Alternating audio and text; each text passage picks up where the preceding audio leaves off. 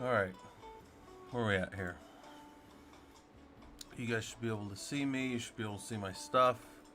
All right, should be good. We'll get started with this pretty soon here. I'm just checking some stuff out. How's it going, Morrison? I am checking. Let me pull some stuff up for you guys. You know, we stream. All we do on Fridays, all we do on Sundays is labs, right? So, Yakubite, hey, we are working on labs today. That's all we do. But I'm going to show you guys, we have code. Somebody's going to be doing some coding later. Salty Catfish goes on and shows you guys how he's building out his little Blitzcrank bot and some other stuff that he does. Sometimes he does special topics. So he's going to be streaming later today. And then next weekend, is that next weekend or 2 weekends? 2 weekends from now, we're going to have Ash come out. So I just want to make sure people know there's events out there. They're free. You guys can go hang out there whenever you want.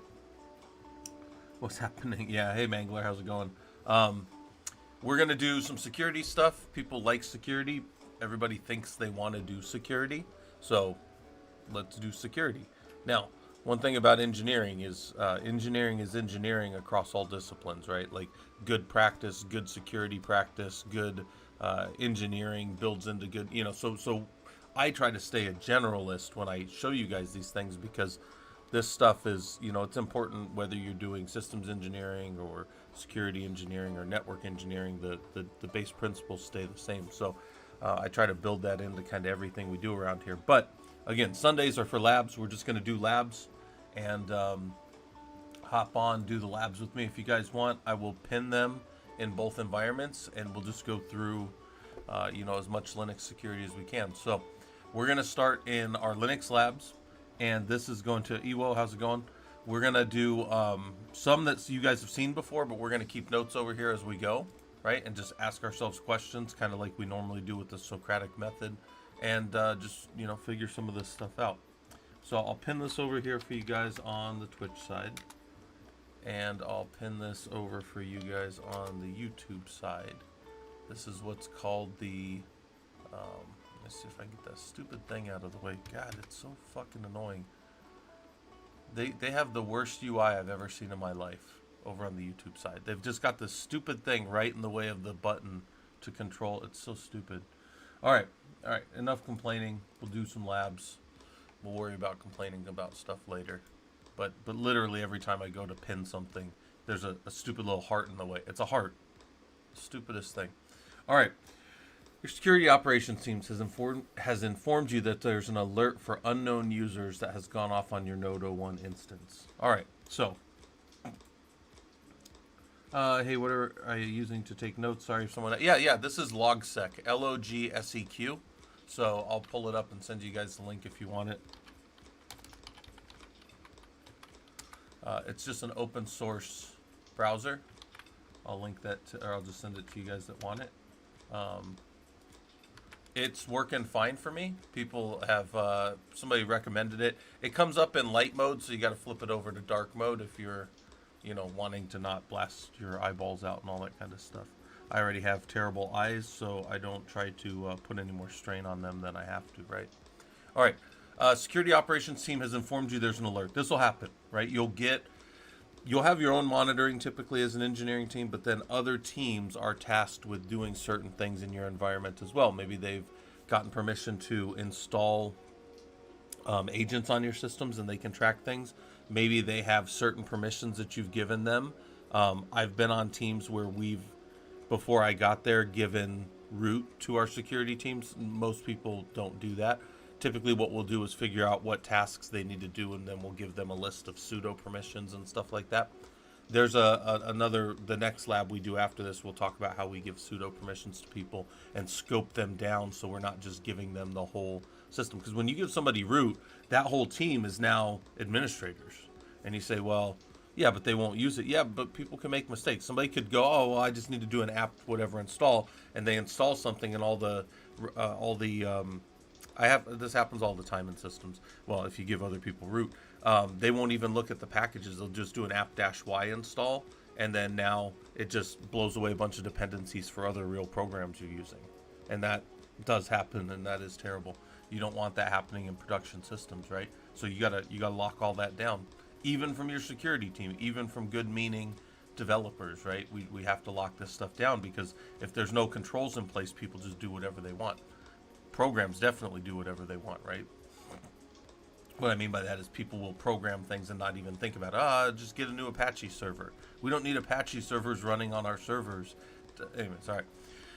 Connect to the server and look at the appropriate log to determine login attempts, and then we're going to add the usernames into a file called root users, and then we're going to do what's the number of attempted logins to our system. So we'll connect over to SSH node 01. That's our other node in our cluster. There's a control plane and a node 01. So we jump over to that node, and we're just going to look at varlog authlog, and we're going to see all these failed. So we've got a failed password for suspect 1. This is kind of the first thing that popped up in our little tail 20. There's an invalid user suspect 1, so that's not a real user. Come down here, suspect 2 is also not a real user. There's all these suspect 2s here. Then there's this suspect 3. What the heck's this guy doing? Trying to log into our server. And then there's one called real user over here. And real user was also failed because he was an invalid user. So if I said how many failed or how many invalid users were there, the answer to that is 4, right? There was suspect 1, suspect 2, suspect 3, and real user. Does it matter that his name is real user? Like, does it matter, like is that the real user here, or is that just some other attempt to get into our system? Well, according to this, he doesn't get the pass go. He doesn't pass, he doesn't get his $200. He's not a real user. Do you recommend disabling SSH on interfaces you can control through a web interface? Well, I'm a big fan of controlling things through SSH, so I don't disable SSH anywhere. But I do disable users into SSH, like root on external interfaces. I do jail users, so users that do get connected in go into a chroot jail, and then I can control what I give them and that kind of stuff. No, but I wouldn't say there's any benefit. Most people that are going to lock down SSH, like if you talk to like AWS or Azure, and they're like, block the exposure to SSH out to the world and block port 22 on the network, they are talking about external interfaces in. They're not blocking it internally. Once you got in and hopped into like a jump host, which is what I use, then from that jump host you can get to all your servers. So, like in my home lab, most of you probably have seen the server P01 Jump 01, which is my home machine, my primary home lab box. But most of you probably don't realize that the name is Jump because I use him to jump off into and control all the rest of my network. He's basically like an admin node. But P01 Jump 01 is my persistent connection on my network, and then I use him from a no-hupt screen environment, or some people use tmux, I use screen, and then I can jump into all my other boxes from that one. That's how I do that. So, hey Bales, how's it going? We are going to keep going with the lab, right? The lab is pinned for you guys. Yeah, so we found these 4 users. Suspect 1, so how many invalid users were there for? And then I want you to think, what's our indication in the logs that they are invalid users? Well, they have these failed passwords, but they're also literally called invalid users, right? And they're getting that written in there from SSHD, that's the daemon that's finding them. There's a port number over here from the IP address of where somebody's trying to connect to them from. And then the port here is the return port that the client gave for the SSH protocol. SSH protocol is always port 22 coming in, unless you've changed that for some reason, which there's not really a good reason to change that. And then this is their response port. That's the report that you're going to send data back to the user, right? So we've got 4 there. All right. So then we could just be like real verbose and say, just show me invalid. I just want to see all the invalid users from our system. Now, some of you have seen in my home lab that I have, if I just grep invalid from var log in the Windows, in the Ubuntu space, it's var log auth log, but in the Red Hat space, or in this case CentOS 7, it's varlog secure. If I just look for all the invalid users, look at this. These are all the people that have tried to log into my system that are not valid users. Those are all invalid users in my home lab. What if we want to pipe those invalids to awk out those usernames? You could. Yeah, you absolutely could. Let's see, 1, 2, 3, 4, 5, 6, 7, 8. Right?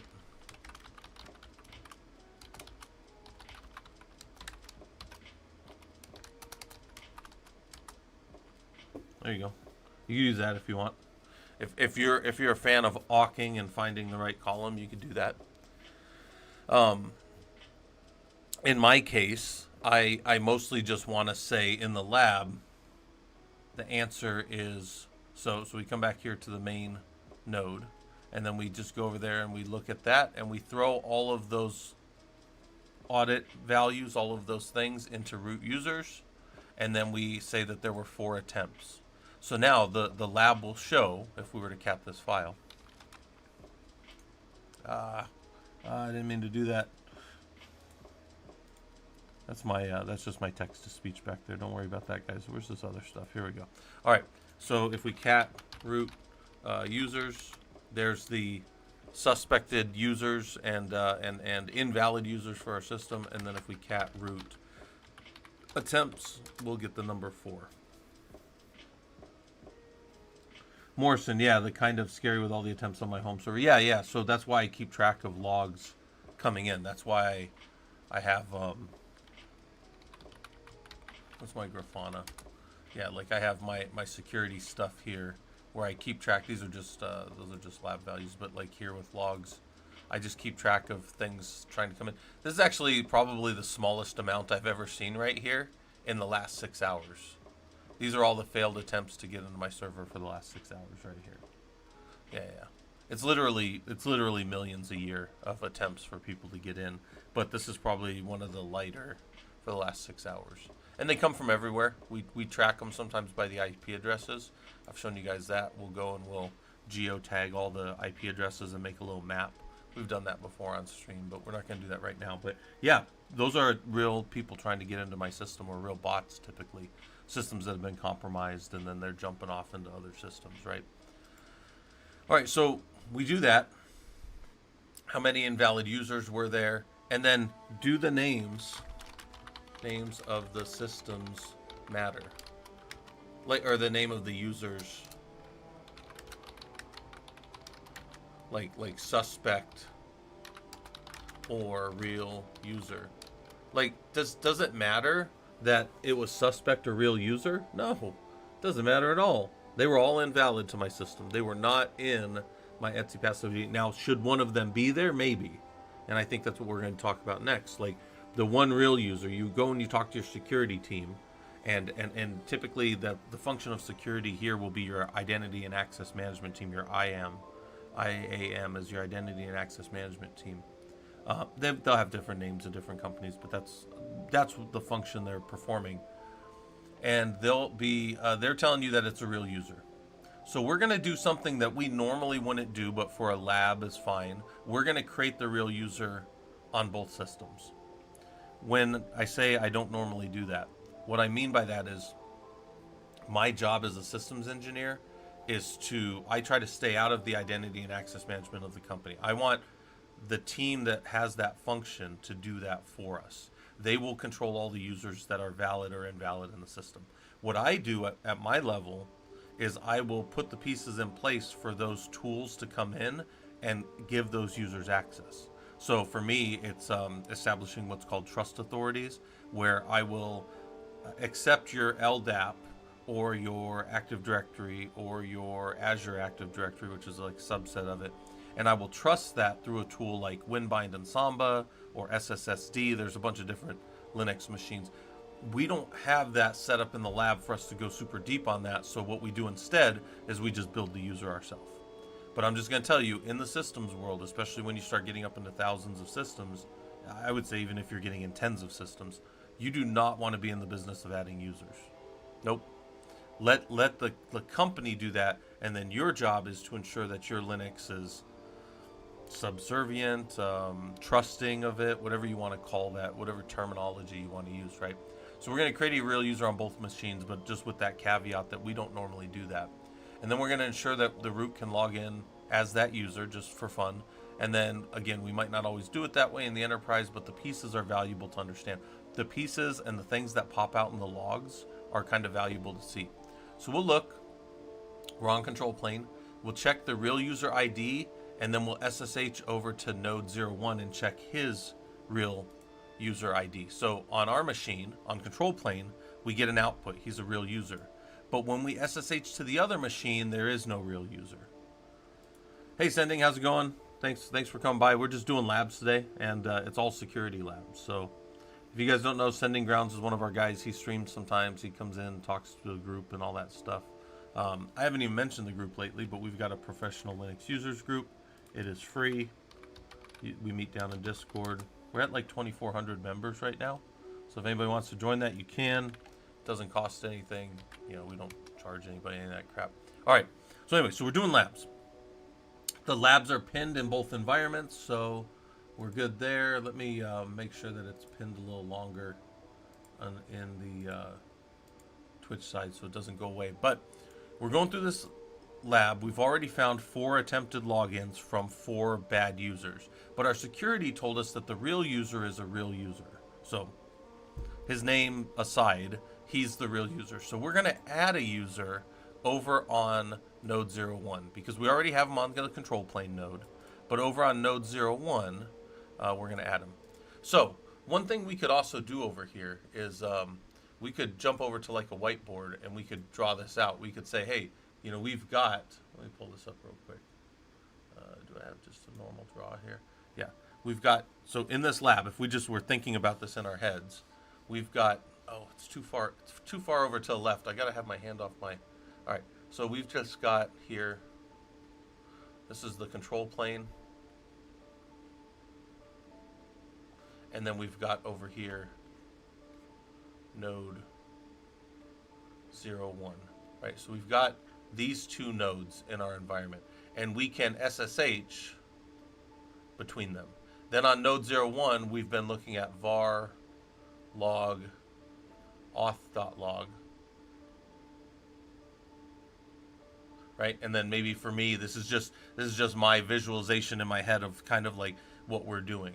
Now, control plane had the user, real user, but then we needed to jump over here and make that user, and that's how we did, that's what this command did right here. So a lot of you probably know you can SSH over to a machine, but I'm doing a little, you know, if you want to call this like a systems admin cheat, where I jump over there, I throw the command down, and then I come back to my same machine in one command.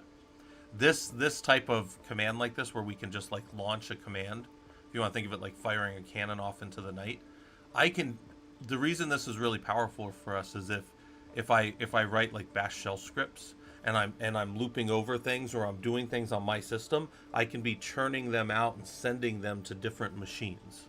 So because normally some of you probably know this, but let's just look at this real quick. SSH to node 01. Now I'm stuck in node 01 until I execute an exit. But if you were doing that in a shell script, you couldn't send the exit because now you're stuck over there. Does that make sense?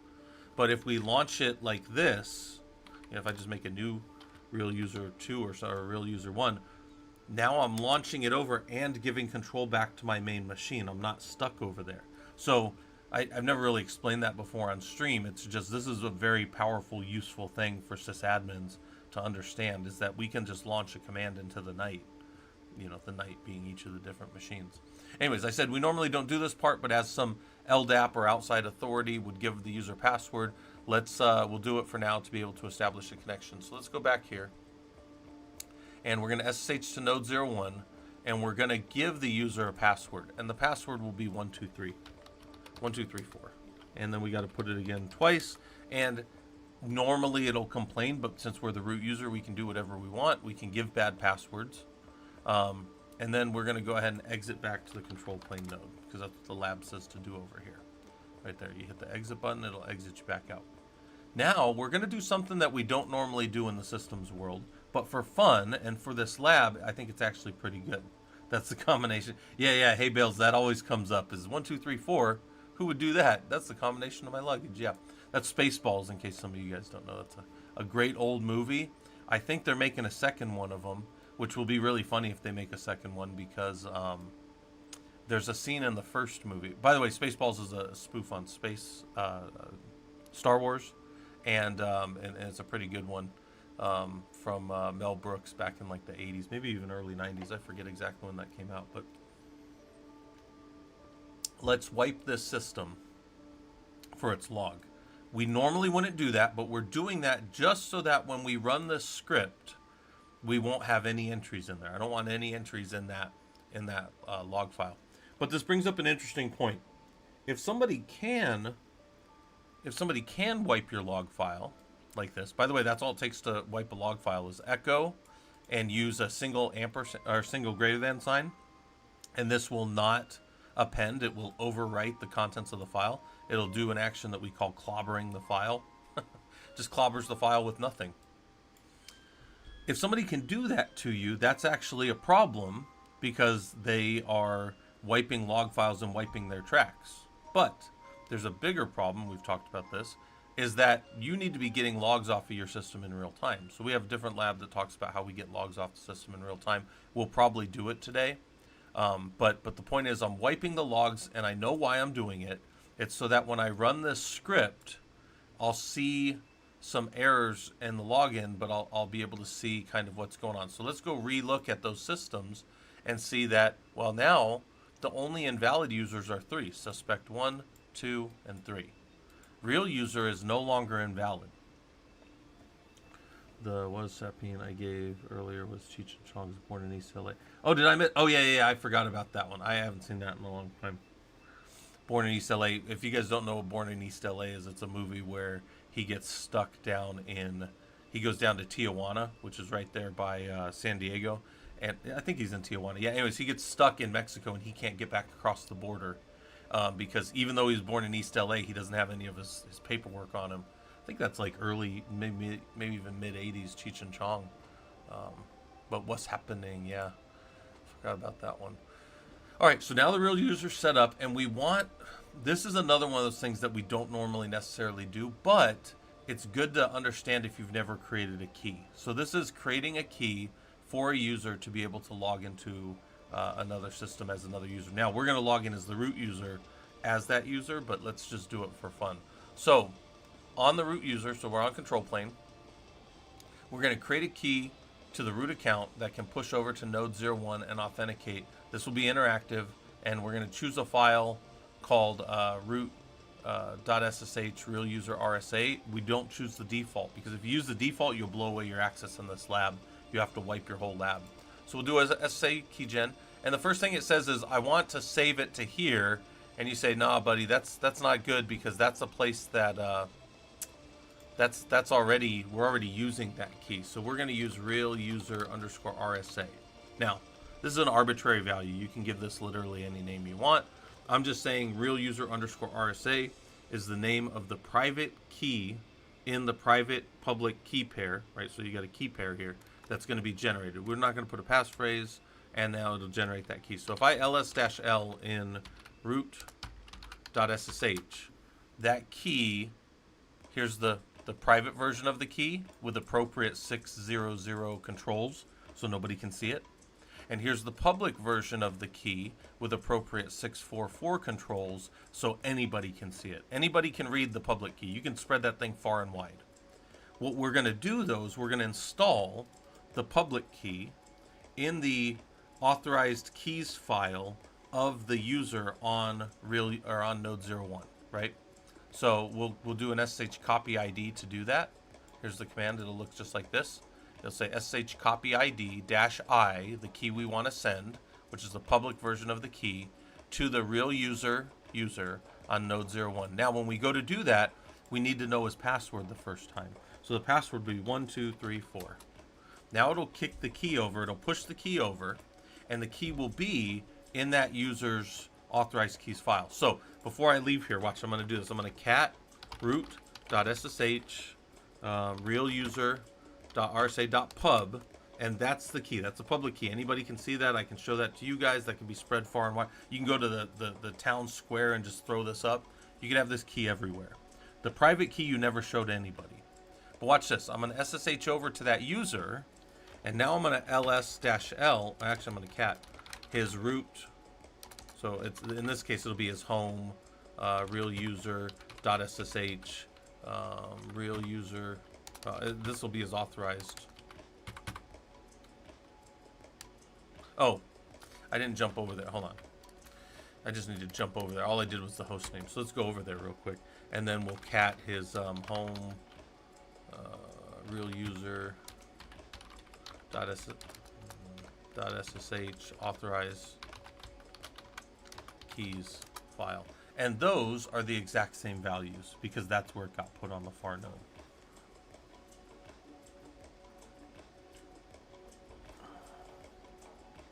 Yeah, Morrison, you can check your auth log. The tail will only show the tail 20. Tail by itself will give you the last 10 entries. Tail 20 will give you the last 20, right? 10 and 20. But if you want to follow it in real time, like let's say you're troubleshooting. So Morrison just said on his, one of his servers out in the world, his Lin node, some cloud machine, that he just did that, right? Well, this is a way, let's say you needed to troubleshoot your login. Like let's say this login right here didn't work for me. So I go, okay, well, that login didn't work. I need to get this connection to work. So tail-20 won't help you much because it'll show you the last 20. But watch this. I'm going to go to a new tab here. And on the new tab, I'll make this a little bigger for you guys. I'm going to SSH to node 01, and I'm going to do a tail-f on var log auth.log. So now we're going kind of far afield from the lab, but now I've locked my terminal in a follow of that file. So that file is being followed in this terminal. Now watch this. Let's say that I was over here and I wanted to connect to this, right? This user, but maybe I'm just going to give like a bullshit key like this, right? And it said that's not real. Here's a password, and I go, I don't know the password, right? I can't connect, which is probably what a real user does, right? They're over there panicking, and they're calling you and telling you, I can't connect. And then you're over here and you're like, well, you failed your password.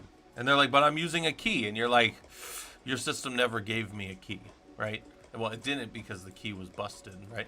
But if I do this right, and the key's there, and then you get to this, and then over here, you see, oh, we just accepted a public key pair from that. All right, you're good. You're in the system. And then they're like, oh gosh, I'm a user. I don't know what I'm doing. And then they're happy, right? Because now they're logged in the system. So tail-f. If a ticket happens to come to me, like I still knock out tickets as a like a principal engineer, as like a lead. I'll still go knock out tickets with my junior engineers sometimes. But that being said, not a lot of times do they work their way up to me. But let's say one of them worked their way up to me still, and it looked like this, and it was like, we can't get in. What I'll do is I will, especially if they're already in our cluster and then they're trying to jump somewhere further, what I'll do is I'll take something like this and I will watch it, and then I will just become the user. I won't wait to play tag with a user. I'll become the user, right? So you can sudo up to any user. And then I will try to log in, and I will look for the break. Well, a user's just doing an SSH, so are they trusting that there's a key there, but it's not there because this system's not part of their normal home directory? Did I just find a systemic problem where our home directories aren't mounted on this box? Because that happens sometimes, right? You come in and so, but the point is, I'm using like simple tools to figure things out. And I always tell you guys, in the systems world, we're testing assumptions and we're validating things that we do or don't know. Somebody told me something is true. I can't get into a system, and I go, okay.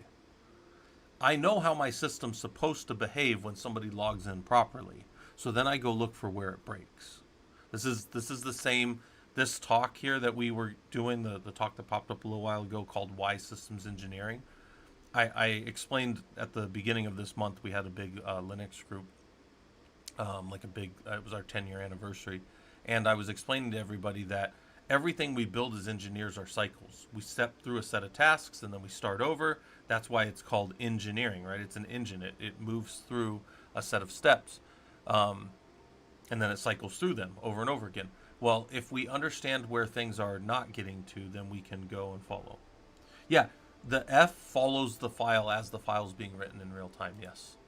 So it's super useful. And then you'll see me hit enter like that to make some spaces so that my next attempt, right? So I exit here, and then over here, I should see that that was disconnected. Yep.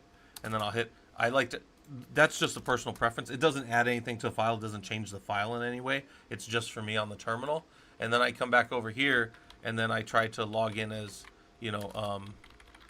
real user, but I, fat finger it or something, and then it asks for the password, and asks for the password, and I come back over here, and I see that, well, we couldn't get shadow for no user. There's an invalid real user as this from that machine, and then they tried to put in a password, and then the connection closed. So I can see like the behavior of that connection, right? And this is very important, like systems.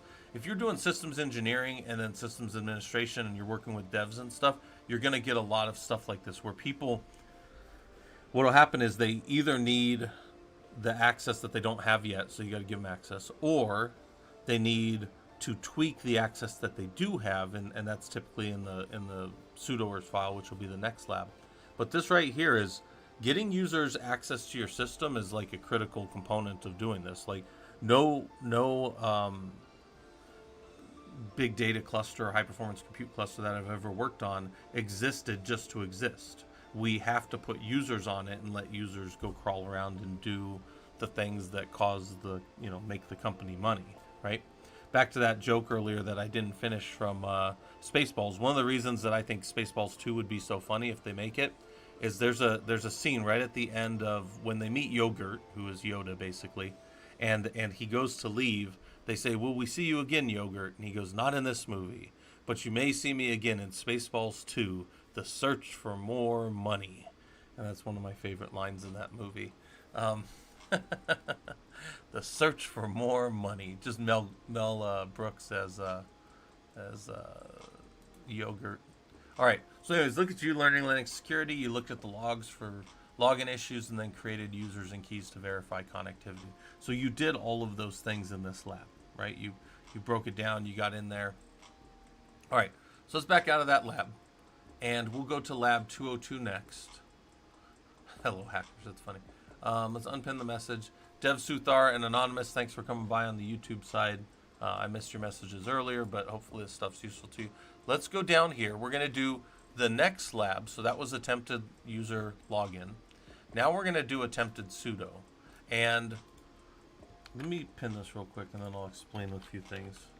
Pin that on the YouTube side, or on the Twitch side, and then we'll pin it on the YouTube side. And I'll have to put a letter in there so that, and then that thing gets in my way anyways. If any of you on the YouTube side wonder, why the hell does this guy always like just put an S after it? Because the UI covers it with the stupid F and heart. And then I can't hit the pin message to pin the lab. It's the stupidest thing I've ever seen. Like somebody should look into that. But anyways, all right. Sean the Sheep, let's change our careers and become Australian Olympic breakdancers. Yeah, she definitely, Raygun, who I think deserves to be mocked on and off the internet for what she did, was absolutely one of the worst things I've ever seen. But,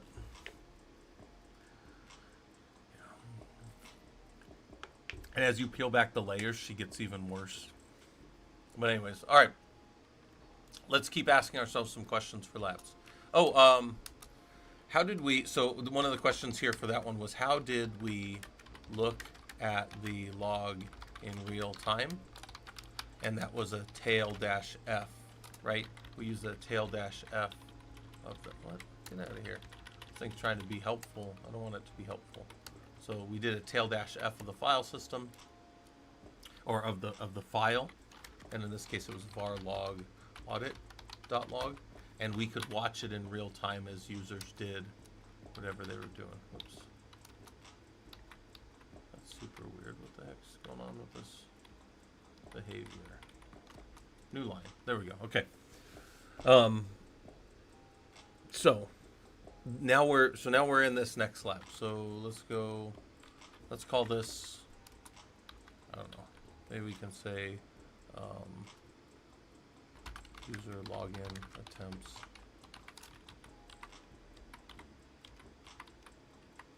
And then this one will be sudo access. Right? That'll be this new lab. So, welcome to ProLug Linux Security. ProLug is just our little professional Linux users group. We've been running it for over 10 years and teaching people how to get in the systems world and teaching you that you guys can do this. Like if you're just like a hobbyist that's like, hey, I use Arch, that's awesome. But if you want to go be like a professional in this, and you can still use Arch in your free time as a hobbyist, that's the goal of our group, is to get you guys into doing this stuff professionally if you're just a hobbyist that does it for fun, right? Cuddlingus over on the Twitch side, thanks for coming by. Mangler, what accommodated the ability to ship those commands in line with the SSH without authenticate? Oh, it's the key. We have a key underneath. So there's a key that's happening all the time underneath. Yeah. So Mangler asked a good. That's actually probably one of the best questions. What's happening underneath the hood? So when I can just SSH to node 01. Oh wait, is this node? Does this one not have? I apologize. This lab doesn't have the second node. The other one does. So this one, I thought this one did, but apparently this one doesn't. Let's. Hold on a second. Did I mess this lab up? No. Okay, this is just the one lab. But I could show you, but it looks like this real quick. If we have keys, what we call pushing keys in the environment is, so I SSH over to like hostbox in my home lab, and I just get in without a password, right? I just get in. And the question was, how were we authenticating? Well, there's a couple ways to find that out. The easiest way to find that out is to add a V to this. So SSH-V hostbox, and this will help you if you're ever new to an environment and you're like, what the hell's going on? How are these keys working? And what will happen is now I've SSH to hostbox here, but as I did, I got a very verbose output of my system was using these different files. So it tried to use these different identity files. It saw if they were there. The only one that is there is the root.ssh ID_RSA, which is a type 1, which is an RSA key, right? Then when we get down here and we connect to the other machine, we come down here and we give, watch right here. It says that we're in there, we find whatever, and it says I'm going to go ahead and present that server with my key. Where does it say it? No valid key exchange. Yeah, so it says we're offering this key, and authentication succeeded with that key to that far machine right there. Now, if this failed, so if we went and broke this key, we moved this key, we did whatever, then it would say last authentication being tried, and it would go to password authentication. Unless we had set it up to not allow password authentication, and then the system would kick us back out, and then it would show all the way like this. We closed out and came back to the main node. So that's what that is. All right. So let's do this next lab. We've done these labs before, but I'm kind of showing you guys that we could do some notes as we go. It says your security operations teams has informed you that there's an alert for sudo activity that happened on a server. Investigate the sudo logs and see what the user is attempting to do. All right. So after logging in, it may take up to 60 seconds to execute and populate the logs. And you could do this, and it would just give you a sleep 20, and it would sit here. But we've already waited 60 seconds, or sleep 20, sleep 60. So we've already waited for the minute, so we're fine. So now it says check the logs where Ubuntu keeps sudo requests. So where do sudo requests go? Where does Ubuntu keep sudo requests logged? And the answer to that we see right here is var log auth.log. Now, you might say, Scott, that doesn't seem like that's that important to write down or know. Well, different operating systems store things in different places, so the critical logs that you care about are going to be different. In Ubuntu, it's varlog auth log like this, and it's varlog syslog. Those are the two major logging in the system. In our Red Hat systems, it's varlog messages for system messages, syslog messages, and varlog secure for all of our security type actions, right? So now we're here, and it says go ahead and do a tail 20 on varlog auth-log. And if we look at this, there's a lot going on. But we got this bad user doing something, whoever bad user is. And we come down here, and bad user is trying to sudo, and he's trying to, SU is substitute user, but he's trying to do some things, and he's getting authentication failures. He's also getting, in here we should see this line right here, bad user not in sudoers. He's trying to do the command user bin su dash, so he's trying to become the root user right there. That's a problem. If he's not supposed to do that, we don't want users just sitting around poking at trying to get into the root user. That's bad. Then down here, he's trying to just, maybe he conceded that he can't get in there. Now he's just trying to look at the root's home directory. We can't do that either unless you're root, right? So those are the two commands he's trying to run. So what commands were they trying to run? And there's two of them. There's user bin su dash, and the other one is user bin ls root. And you might say, why the heck is he using the whole path like that? Well, we can actually just hit here. We can say, well, why was the whole path there? And if we say something like which su, it'll tell us the full path to su. If we do a which ls, there's the full path to ls. If something is trying all the common paths, that could be something malicious. That could be something that's scripted or coded in that's trying to elevate privileges. These are the kind of things that we watch for, especially if those commands are coming with, like, so user bin is not the way that this always is. Sometimes it's alias to just bin or just sbin, and somebody's trying to use something that's not native to your system, meaning they've written something to scan like many types of operating systems. So in our case, this isn't malicious. We're doing this ourselves, right? But I'm just telling you, as you look at these, sometimes things are valid and sometimes they're not. And that's not always your job to figure that out. Like this, I would be grabbing this and I would be showing this forensically to my security team to let them decide what they wanted to do. But my job as a systems administrator is to either stop this from happening or allow it. I have to go figure out, should they be able to do this or not. So anyways, let's go look. Here's varlog syslog. There's some other messages showing up in here, and I don't really see any of the bad systems in here, like any of the alerts or messages, so that's fine. And then it just says grep bad user from everything. And here is a bunch of bad user commands out of syslog. So it looks like that tail 20 had rolled off.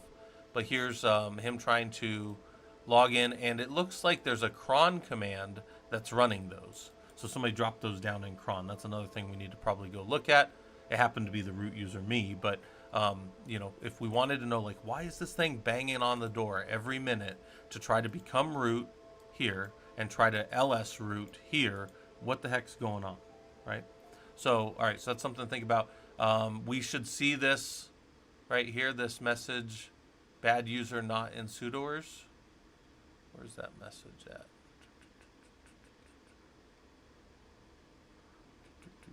If we just look in varlog, we should see it. Because we just saw it in the varlog auth log. Ah, here. Yeah. So here he is. He's bad user not in sudoers, right? That's a problem. Where's it at? Yeah, there he is. Not in sudoers. He's trying to do ratchet stuff, right? So now we got to figure out, does the user really belong there or not, right? So let's go look, and then if you want to see how we're doing it, do cron tab -l. That's what's happening. Every minute of every hour of every day of every month of every day of the week, it's running. So every minute that works. Hey Repair, thanks for the follow, and Major Advil, I might have missed you earlier. Thanks for the follows. Hopefully this stuff's useful to you guys. You can see that root is using bad user account to attempt sudo commands. It doesn't yet have permissions to execute. That's what's happening here. The root user is causing that bad user to try to log in with a password 1234 and then do those commands. So that's how we're generating those, in case you're like, hey, how's this guy doing that? There you go. So then we find out so there's things that can happen in a system. So sometimes, so we've got different levels of environments. We've got prod, which prod is very important to the company. It's customer facing, it makes money. We don't let it go down, right? But then we have QA and test and non-prod and like literally hundreds of different names of things that are before prod. And before prod, let me kind of break it down like this. Prod, I give a whole lot of shit about whether or not you control anything in my servers. But in non-prod and QA and test and all those environments, the devs can do whatever the hell they want. I do not care. I literally don't care. They can take all their stuff down. They can break it. They can sit with their hands. They can sit on their hands all day and not do any work. I don't care. It's not my team. It's unrelated to me. So where I'm going with that is, if this is a prod system, they're not getting this.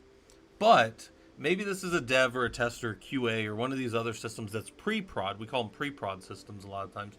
So it says right here, the bad user is supposed to have permissions they're trying to sudo to. Okay. All right. I talked to the security team. I talked to identity and access management. Maybe I have a meeting with one of these dev teams. I used to maintain, I think I told you guys, I used to support, as the platform engineering lead, about 200 different teams of devs. And these teams would constantly come into me. They'd have their hat in their hands and they'd be like, can we have this access on these? And they had heard that I was a monster that never gave anybody access.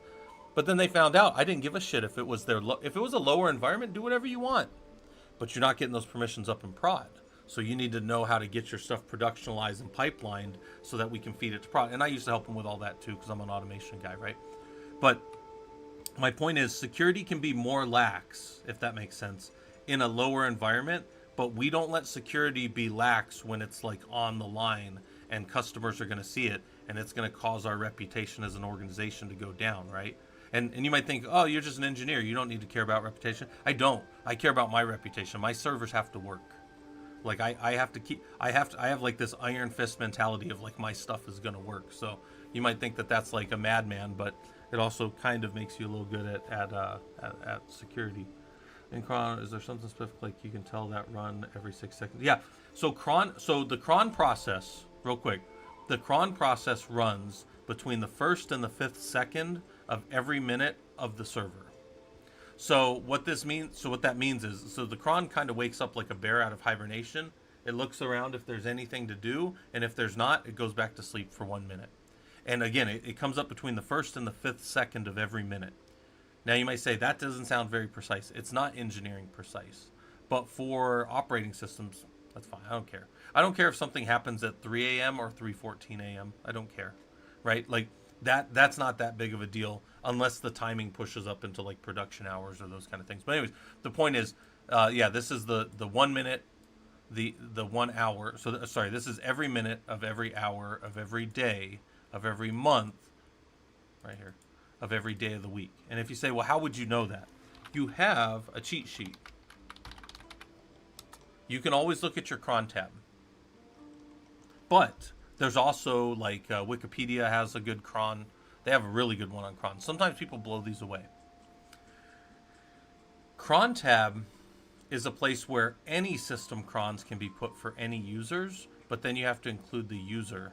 Whereas this is root's cron, so we don't have to say who the user is because it's root. Root runs as root. Yeah. So, I'm going to tell you guys, you need to understand the behavior in your operating system of cron. I've been running Red Hat for like 20 years, so I'm pretty okay with how they do it. But other things, yeah. Oh, Sean, everything I do is Linux. I'm on a Windows machine to connect, but other than that, that's just for the stream. Everything we're doing is in Linux here. Yeah. If that wasn't clear, hopefully it is. All right. So the bad user is supposed to have those permissions. We find that out. Okay, good. So we're going to give them sudo permissions to the bad user. So it says there's a lot of ways to give sudo. You can add them directly to the etc sudoers file. You can add them to their own files and put them in etc sudoers.d. That's what I prefer because I use Ansible for everything. So I just drop their permissions in as its own little file. and then I can audit my systems really easy to see what users have what permissions. But we're going to inspect the current sudoers and just look at what's in there. So in our current sudoers file, this is what a sudoers file might look like in a system. It's got if there's any host alias or user or command aliases. Those are if you want to set up, like in this case, secure path equals all of these, and then you could use the term secure path later to mean all of those, right? So you can set up a bunch of command aliases. We're not going to do that. We can give individual users privileges. Like I could clone this line and just give bad user the same permissions as root if I wanted. Okay. Or, check this out, I can come down here, I can give members of an admin group. So if anybody's in the admin group, they're going to get these permissions. And if anybody's in the sudo group, they're going to get these permissions. So I say right here that the sudo group looks good. So let's do this real quick. Let's say sudo -l-U bad user. He has no permissions. Then let's add him to that sudo group right there, right? So we'll add him to the sudo group in our system. And then we'll go rerun the sudo bad user. And now we see, so sudo -l, so list all permissions of the user bad user. Now he's got all permissions in the system. All right. So we can then grep bad user from etc group and see that he's been added to the sudo group. That's what this command right here for user mod did. It added him with a secondary group called sudo to the bad user, and the bad user is still his own group, right? His group is still his primary group, but now he's got a secondary group called that. If you want to see that, just ID bad user, and you'll see he's still got his same primary group. That's his group ID, but now he's got a secondary group over here of sudo that he was added to. So those commands. So how did we verify that? How did we give sudo permissions to bad user? How did we do that? We added him to the group sudo, which was already defined in the etc sudoers file. We then did, how did we verify his permissions, or bad user permissions, right? And the name doesn't matter, guys. This is one thing I like about the way I built these labs is it doesn't matter that his name is bad user. Bad user is irrelevant. Is the system supposed to have those permissions or not, right? And so how did we do that? We did sudo -l-U bad user. Why is that doing that? That's super annoying. All right, there we go. I kind of like when it does commands like that, so you can see them separate. IIS is screwing up your cron time. Yeah, yeah. I don't know much about the Windows side of those things, unfortunately.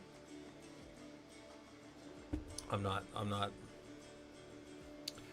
So funny story. I was the platform engineering lead for a company with about 5,000 servers, and 3,500 or so of them were Windows servers. So I have been the platform lead of a lot of Windows, and I do understand Windows pretty well. I just don't I don't tell people that very much, or Microsoft and all that kind of stuff. I don't advertise that very often, that I do know the Active Directory side of things. I know Azure pretty well. I have some of their certs. But that's not what I do professionally, right? Not anymore. I'm all Linux nowadays, right? And all of that stuff I always just consider a distraction anyways. But all right, so check this out. We're going to sleep 60. We've already slept long enough. We've already been lazy here. So now let's tail varlog authlog for the last 20. And we're still going to see some authentication failures because the password's not set yet. But we're no longer going to see... and we're going to see that bad user has incorrect password attempts, but we're no longer seeing that he's not in sudoers. So just remember, we're not seeing the same error. Oh man, we're not seeing the same error that we did see. I might have to go wash my hands. So the user is now successful. Give me a second, guys. I'll be right back. I'm gonna wash my hands. I don't have my, I normally have something here to wipe my hands on, but I don't have it.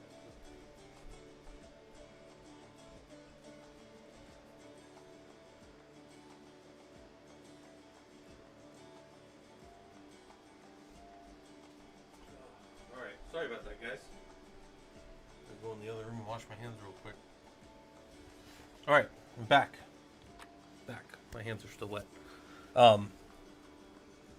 So we just check all these values, see if we see any bad user, and now we start to see that he's still having errors. He's still not able to get in, but he's not showing up. When we go to we're still in var log. We come up here. We just see that he's having bad password attempts now. We're not seeing the old he's not, so it's a bad password.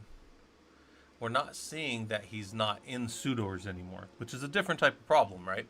So that's fine. Let's fix his password. He's just got a password problem now. So what's his new password? 1234, 1234. And now his password's been updated. So if we wait another 60 seconds, so and it's super easy to do this. Watch, we'll just clear, and then we'll say sleep 60. And then after we sleep 60, we'll just say like cat. Let's just grep bad user from var log anything, right? Oh, and the time taken to type it probably could have saved us that. Anyways, it doesn't matter. My man, I hate the UI for YouTube. I just literally hate it. It keeps.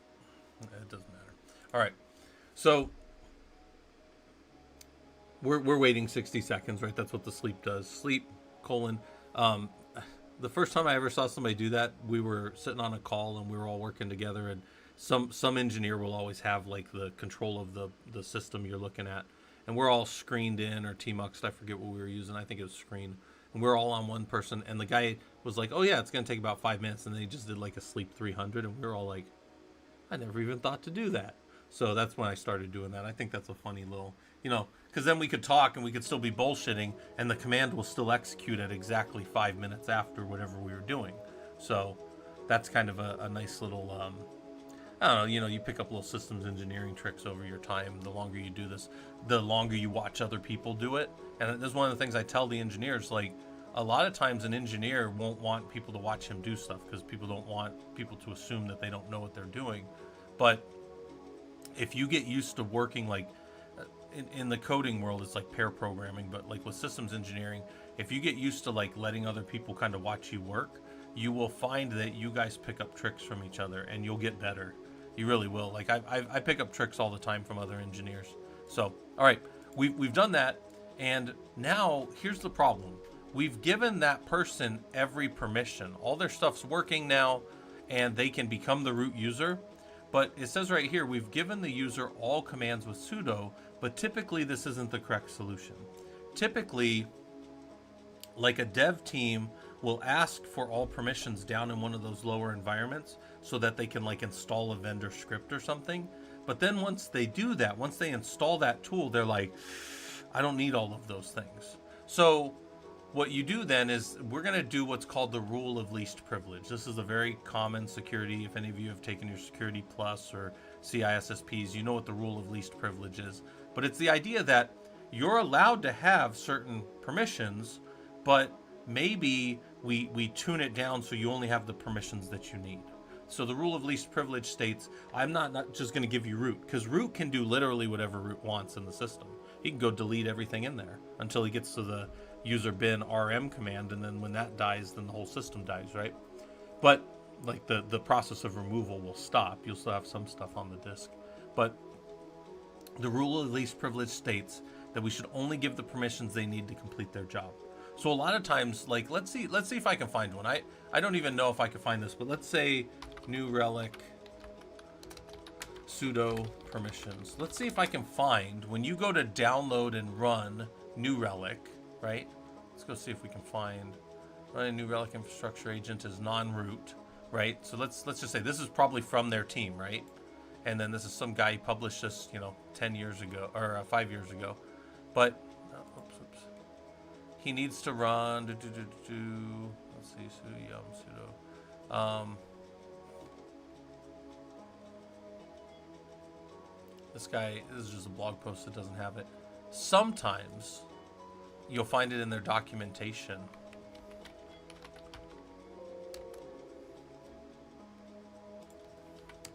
And I'm using New Relic because New Relic is an agent, and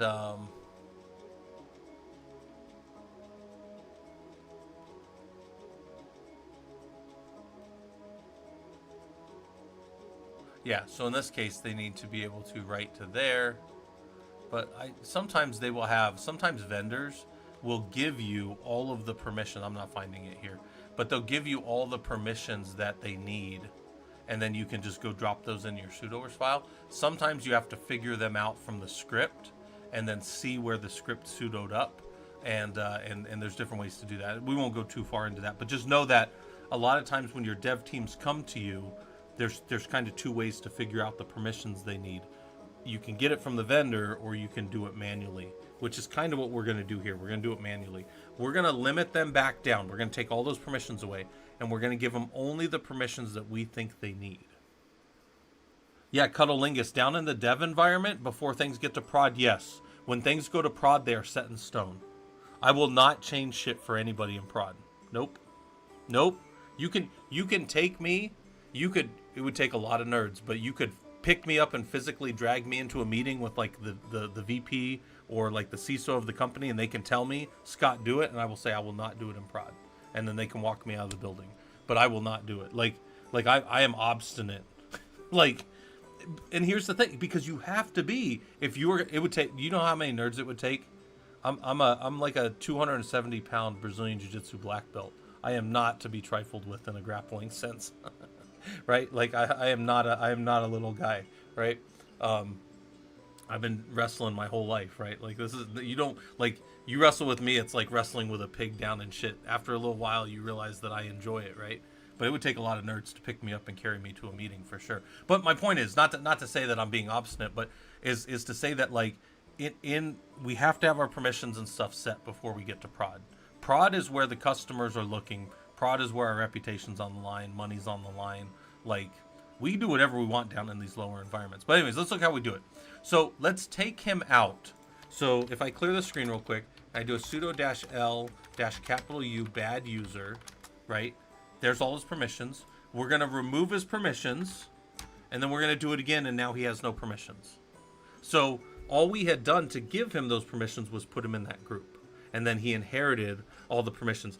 That is a concept in engineering that we call role-based access control. And some of you are like, RBAC.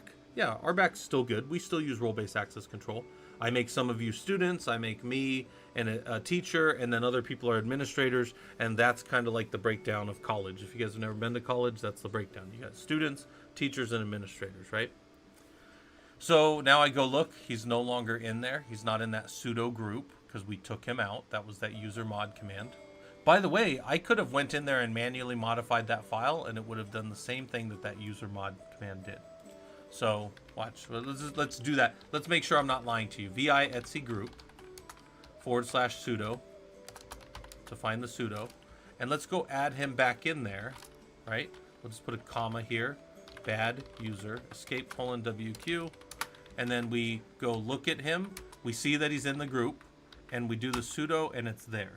Then we go back in there, and we / to sudo, and we go to here, and we say $D to delete to the end of the line, escape :WQ, and now we check him, and he's not in there anymore.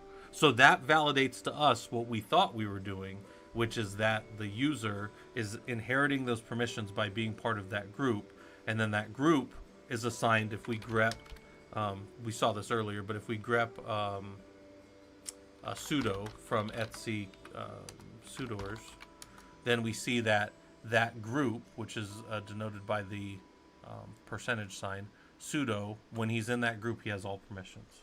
So that's like chutes and ladders. Remember I always tell you guys chutes and ladders? This thing points to that thing points to that thing points back over here.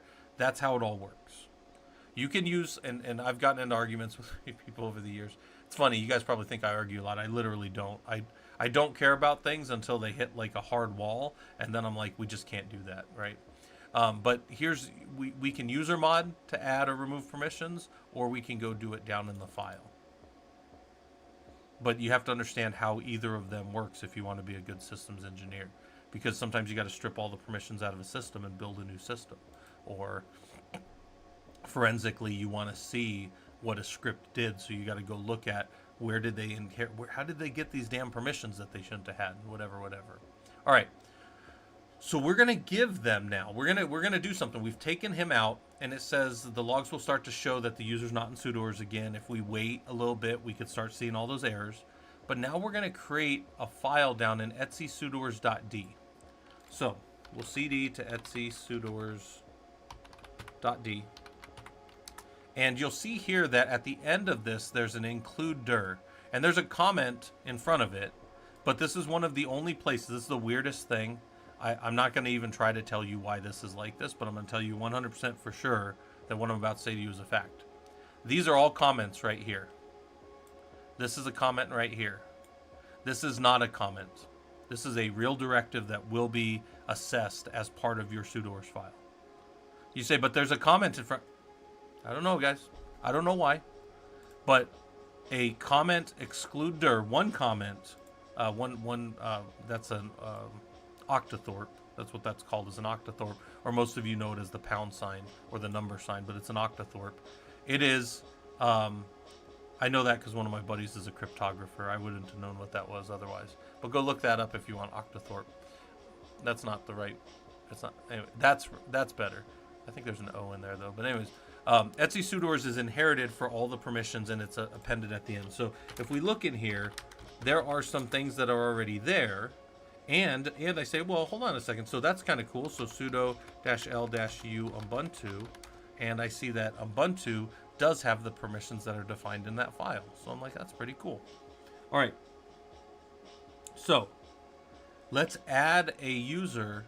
We're going to actually add a file for them right here. We're going to say echo bad user all. And if we cat bad user now, he's got his own file in here. And he's got the ability with no password to use user bin ls to root and read root's home directory, and also to sudo to root, which are the two permissions that he needs in those cron tabs that we're running for him. You're right, coct. I like that, hey Bills. And octothorpe, you spelled it right too with the O. All right, so now he's got the permissions that we expect. So by the way, we could just press up a few times and see, does bad user have the right permissions that we expect? Yes, only those two that we expected to give him. We can look at the paths if we want. Why does he have those long paths in there? And then we can sudo -l-u bad user to see. And then I say, how do these permissions compare with what was given before when we just put them in the sudo group? So it says right here, like, how do the permissions compare? Well, in the sudo group, the user, the bad user, that's just his name, could do anything they wanted. In the etc sudoers.d bad user file, they can only execute the two commands that they have been allowed to via sudo. Now, some of you are going to look at that and go, well, that's cool, but can't he immediately su up to root and then go run around and frolic and do whatever commands he wants? Yeah, technically he can. So this is not a good example of probably a command you would give somebody if you were trying to limit them in some way, but I just used it to show that this is still rule of least privilege, because here we could take this one away and only give them this. Maybe that's all they really need, and this is very constricted down to exactly what we want to control. Whereas the other one, we just put them in a group that had sudo permissions, and they could literally do any command they wanted on the server. This one, they at least have to sudo up to root, and that'll be logged. So there you go. All right. So look at you learning Linux security. You looked at sudo attempts and then fix user permissions so that you could perform, so the user could perform sudo on the server. So if you kind of sit back and absorb some of that, this is Linux 101 right here. You've got users that are trying to do things on systems. Some things are valid, some things are not valid. Some things I want to back off the permissions and the security enough that users that are developing things and writing things and doing real actionable good things for our company can do them. I'm not here to be like I don't want to be a security guard to like walk around with my nightstick out. Like, you ever seen like the cops in the old the old British, they're walking down and they're just like running their nightstick across the fence or whatever. I don't want to do that. I don't want to like threaten people and be like, that's not my job. I'm an engineer. But I do want to only give the permissions they need so that, one, my systems remain stable, because stability is the only thing that really matters to an engineer. Like, our system is running. That's the main thing. But I also want to protect users from themselves, because users will do all kinds of stuff. Yeah, and then I don't know how to say that. I think that's Bickish or Backish. I don't know. Yeah, this is on YouTube as well. Yep. So this will be saved over on YouTube as well. We're doing all security today. We do all labs on Sundays. Some of you guys have been around. You know that all we do on Sundays is hop into labs and do them. So the labs are pinned for you guys, and you can do them. They're free. If I haven't mentioned that, Killer Code is a completely free site. They don't charge you anything. They don't flip me a nickel. They don't charge you to log into their stuff. It's literally you just log in with like a Google federated account, and then I've been using them long enough. They've never even sent me an email, so they don't like bug you with a bunch of emails. They do have a paid for version that you can, like, if you're like, hey, I love this, you can go spend, I think it's like $9 a month. But I've been using them for 2.5 years, and I've never needed that, because I can do my labs within an hour. My labs are all designed to do within an hour. So yeah, and Robodom, thanks for showing up. You should give them the Discord, Robodom, if you haven't already. Make sure everybody knows that there's a Discord. You guys can go hang out. But okay, so we did the lab. We did all that stuff. Let's back out of that lab, and we're doing our notes over here, right? I tell you guys, open up a note program. Ask yourself questions. Steal my questions if you want. Are those big enough for you guys? Let's see. This thing won't let me zoom in. Can I zoom in on this a little bit? Let's see if I can do bigger font. Because I don't need bigger font for me, but maybe for you guys. Editor. I'm cool with all that. I haven't even messed around in here. Got some pretty cool stuff going on in here. I would have thought they'd have had a. No, maybe not. Maybe I can't zoom in on that, guys. I don't know. All right. Well, I apologize then. Oh, Cuddlingus, you said how would Ansible be used to deploy the D permission? So in Ansible, we can push a file anywhere. There's a copy command, super easy. And what I would do is I would have the file already written, and I would use Ansible to copy the file, bad user file, into Etsy sudoers.d on each server that I wanted it to be on. And then I would audit it later by just running across all the servers and just looking for that file. Yeah, if you wanted to push it to multiple nodes, yeah, you would just use Ansible with a copy. I actually have a bunch of Ansible labs over here that would show you how to copy if you go into the Ansible labs. Like, we do things right away, even in here where we do like the playbook stuff, where you start to push stuff over. And in the lab, since there's only 2 machines, you're only pushing them to 2 machines. But once you learn how to push to 2 machines, it's just an inventory change to push to 100 machines. That's one of the reasons I tell you guys about Ansible. It's so useful to get your inventories right and to get your basic deploys right. And then once you do that, you can go do it to thousands of machines. It's that easy. Yeah, it's a process. It just takes time, Cuddlingus, to get in there and do that. All right, so we're going to shift gears a little bit. The first 2 labs we did were directly related to like users and behavior and stuff like that. Now we're going to do something that deals with the system itself. We're going to update a golden image. So this lab here, we're going to come here, and we're going to say updating a golden image. And you might say, what the heck? So the first question here might be, what the heck in heck? I just like writing that. Heck in heck is that?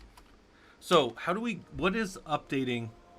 Oh, Robodom, Ansible's tremendously useful for security. I can push things and make sure things are always the same, like with a cron job over time. I can report things back to myself about systems, so I can do system checks with Ansible. Yeah, Robodom, Ansible is my preferred method of administration of servers in general. The only reason I do shell scripts still, which I've been doing forever, is just for quick and dirty stuff. Yeah, Ansible, like if I have to hit more than one node, it should be Ansibleized. Yep. All right, so we're down here. By the way, we've made some new ones down here. We've got like these Stig reports and Stig tools. We're going to get to these ones today, but we're going through. The next one is updating a golden image. What is that? What does it mean to update a golden image? And what the heck is that? I like writing that down. I think that's funny. You have, so to deploy systems, you keep an image that has most of your pre-baked items on it. Then you personalize that server as you go with whatever it needs for, that environment. And sometimes I show you guys this, like if you're like, well, is that pre-baking a real term? You're making stuff up. No, so like if you do like AWS pre-bake v, what they'll call like, so it's pre-bake versus like host, they call host data. It's pre-baking versus bootstrapping is what they tend to call it. And you can just go look at how, I'm going to link this to you guys, right? More reading, more things to go look at. But basically, and then it should walk you through. There's like a little PDF, and then it'll drop you in, and you can go read about how this works with deployments. But pre-baking means we spend the time before we deploy a server. Bootstrapping or host data or whatever you're going to call it, I call it personalization a lot of the times, is things that happen after the server comes up but before it's ready to do its job. So there's different ways to do it. Yeah, pre-baking is the process of embedding a significant portion of your application artifacts within an AMI. Pre-baking could be loading up all your code. But after the server comes up is when it gets all of its personalization to connect to like NFS in whatever environment it's in, because maybe you build this one image into like 10 different environments, and in each of those different environments your code has to go to a different database backend, a different NFS storage, maybe a different S3 bucket depending on what it is, but it's the same hardened image that you use, but then it goes and it becomes all these different things, and all these other things are just variabilized as you push it, right? This is a concept that's really, really valuable to understand for systems administrators, systems engineers. How do we build a server that is useful across the board? And what we're going to do right here in this lab is we're going to update that image. So we've got this image, let's say. I'm going to unpin this old lab. Hold on. Unpin. I'm going to pin the new one on the Twitch side. And I'll pin the new one over on the YouTube side. And, well, that'll be super annoying to pin because there's a heart in the way, and I don't know how to get rid of that stupid thing. So I'll just, it's just tagged on the YouTube side. So you guys on YouTube that are watching, you can just click on that link if you want. So in here, it says your server team has a golden image that it uses to deploy new servers. This image may be part of like an ESXi cluster, and then it's just sitting down there and it gets deployed by a tool like VRO. It may be a container image like inside of Werewolf, which is what I use in my home lab. It might be a server image inside of XCat, which is a tool for high performance compute stuff. There's all kinds of places that a golden image could exist, and there's all kinds of different ways that we could update it. Yeah, Robodom, it's weird. I can't pin because there's a stupid little heart like this right in the way of the pin command.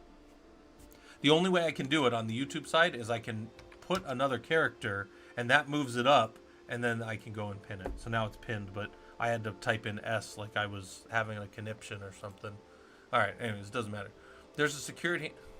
Did it... All right. There's a security requirement to not introduce old vulnerabilities into the environment when deploying new servers. So, security knows that when you deploy a new server, before you get around to patching it, there could be vulnerabilities in there from whatever's been released in your patching cycles or whatever. So what they're telling you to do, what security is doing, they're saying, no, when you build a new server, it needs to be patched to whatever standard environment you're currently in. Maybe you've got like a 30-day or a 120-day, 30, 90, 120, whatever you have for your servers. And when you're bringing up these golden images, they are back to the old version of what was patched, and that is a security finding. Security is coming down and telling you can't do that, and I agree with them. Like that's a bad practice to introduce old vulnerabilities. This is a vulnerability that was closed out. Why are we worried about it again, right? So your task is to update this image to the newest software packages. This process happens quarterly in your environment. So you're some new junior engineer on the team, and some guy like me is like, I'm tired of doing that. It's time for the FNG to go do it, right? FNG is the freaking new guy. The server has been started and need to update the software before repackaging the server into an image. We're not going to do the repackaging of the server to an image in this lab because we don't have those tools here, but we're just pretending on a live system that we're patching it. All right. Anyways, verify when the system was last patched. Check to see if the system needs to reboot. That's important. Check to see if the system has any patches that are ready to deploy. So what does it want to take for patches? And then look to see if there are any SSL packages that need to be updated. Maybe the security findings specifically said your SSL was coming down bad on your new servers, and you need to make sure that they're patched. So we're doing the whole system, but then we're also looking for this one specific thing that security called out. Because when they come back around and check, they're going to check for that one specific thing again. So what might we do on this server? We would start with when was it last patched? And if I date the server right now, if I just do a date, it's August 25th according to the server. Well, that's also what it is for us, but they're right on UTC time, so they're like 9 hours ahead of me, so they could be rolling later in the day. They'll be rolling into August 26th before me, but they went ahead and their server was patched about 2 weeks ago. That's 3 weeks ago, right? And this is what was added to the server. Somebody said install this new version of PHP with the command line interface assigned, and it installed all of these other dependencies as well. That's what happened to the server on the 2nd of this month. So that's August 2nd, right? So about that time ago, that's something that happened to the server. That's the last time somebody updated the server in our environment. So we can go back and see what's happened in our environment. But we were told we need to, so we verify when the server was last patched and it wasn't today? And we can say here, server was not patched today.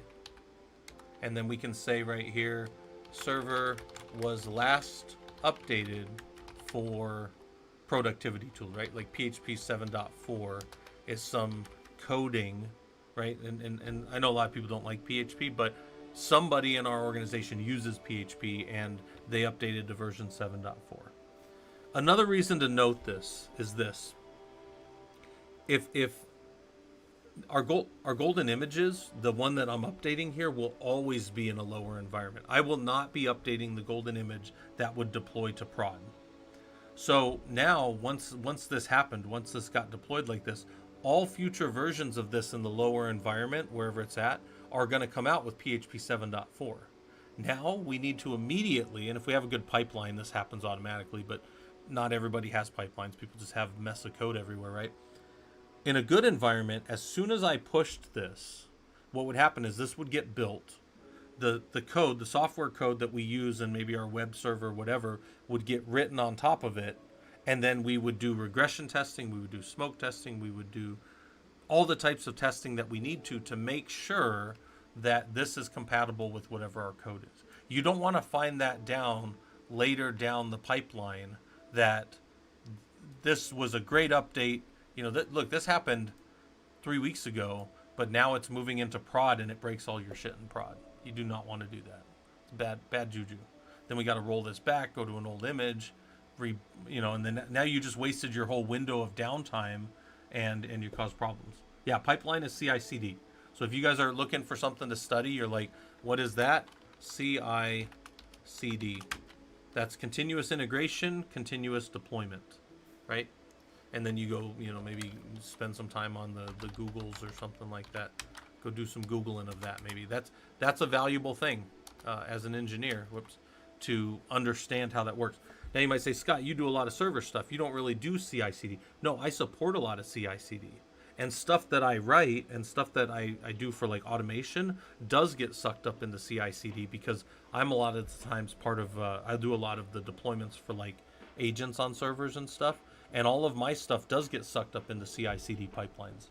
So it's one of these things I tell you guys, 10 years ago, I could just sit in a server room and nobody bugged me and nobody knew what I did. And I was just casting Linux spells and everybody just was like, Scott's down there casting the Linux and the Linux is working. And that's fucking what life was. Now I get pulled into so many more meetings. I have to know how all of these things interact. And my code, the stuff that I used to just write as like little, just shell scripts and other stuff like that and Ansible code, now all needs to be putting up into, all of my stuff needs to be put up into like GitHub and repositories, and I needed to learn all that stuff over the last 10 years.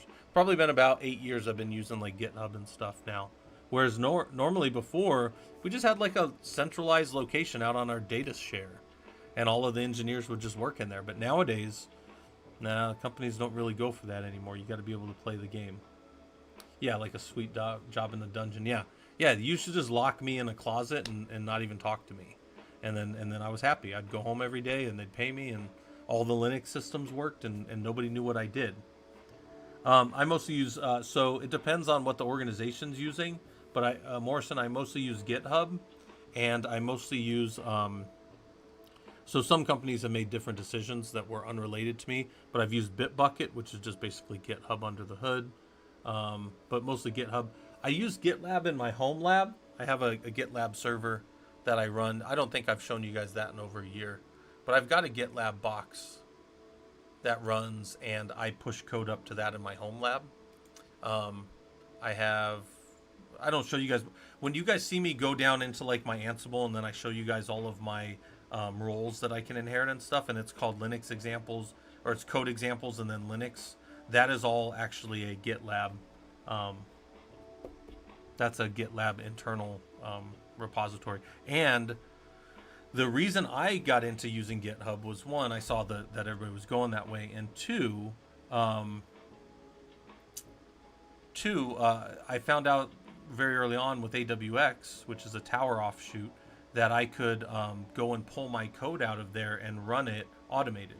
So I could deploy things and then I could have triggers that would pull down things and rerun my code and test for me. So then I would build like these, I was building pipelines when I just really didn't even think about it as being like a pipeline, because I would push my stuff up and then my AWX would go grab it and test it on the machines that I wanted to test it on.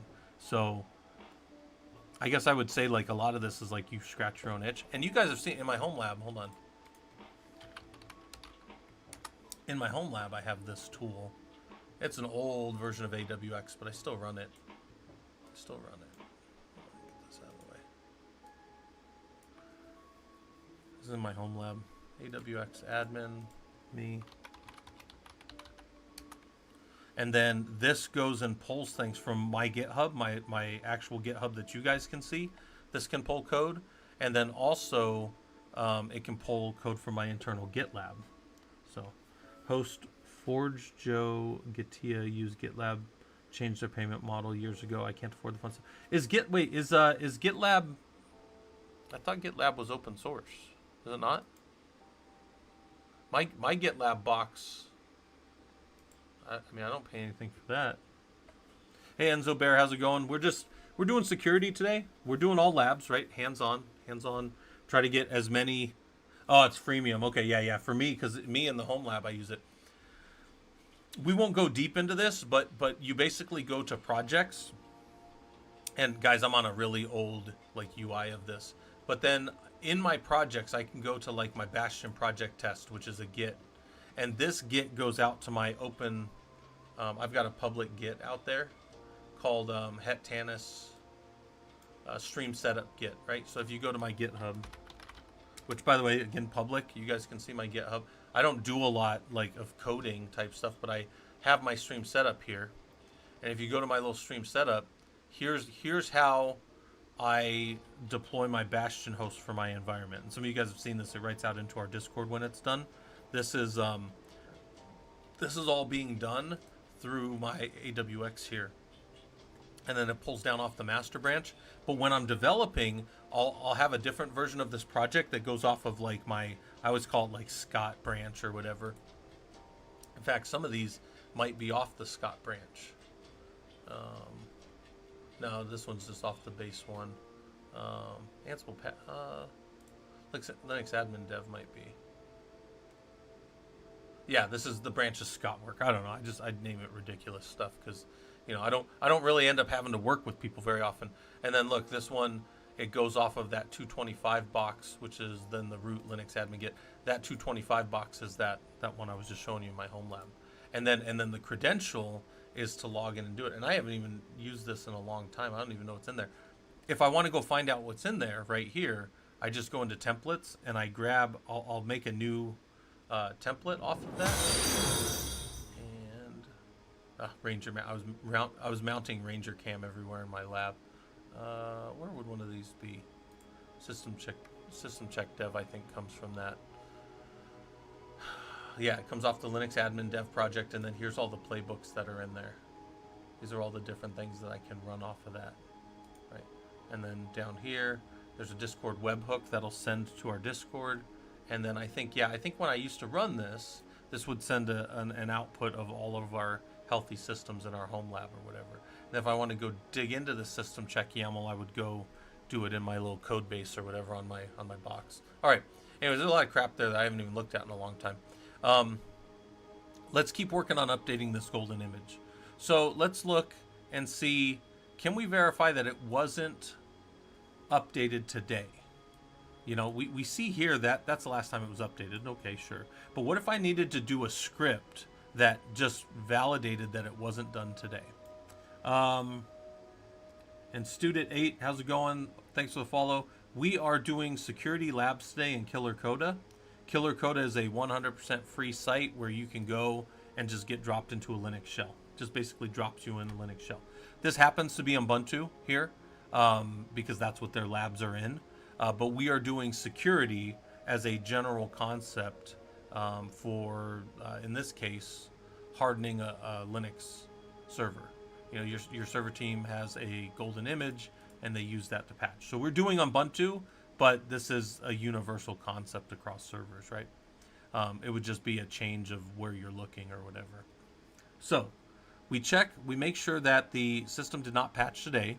And now if I had this and I were to exit, watch this. So this shows some value, but if I echo $? I get a 1. And now, so when we do, and this isn't a lab on how to do bash scripting, right?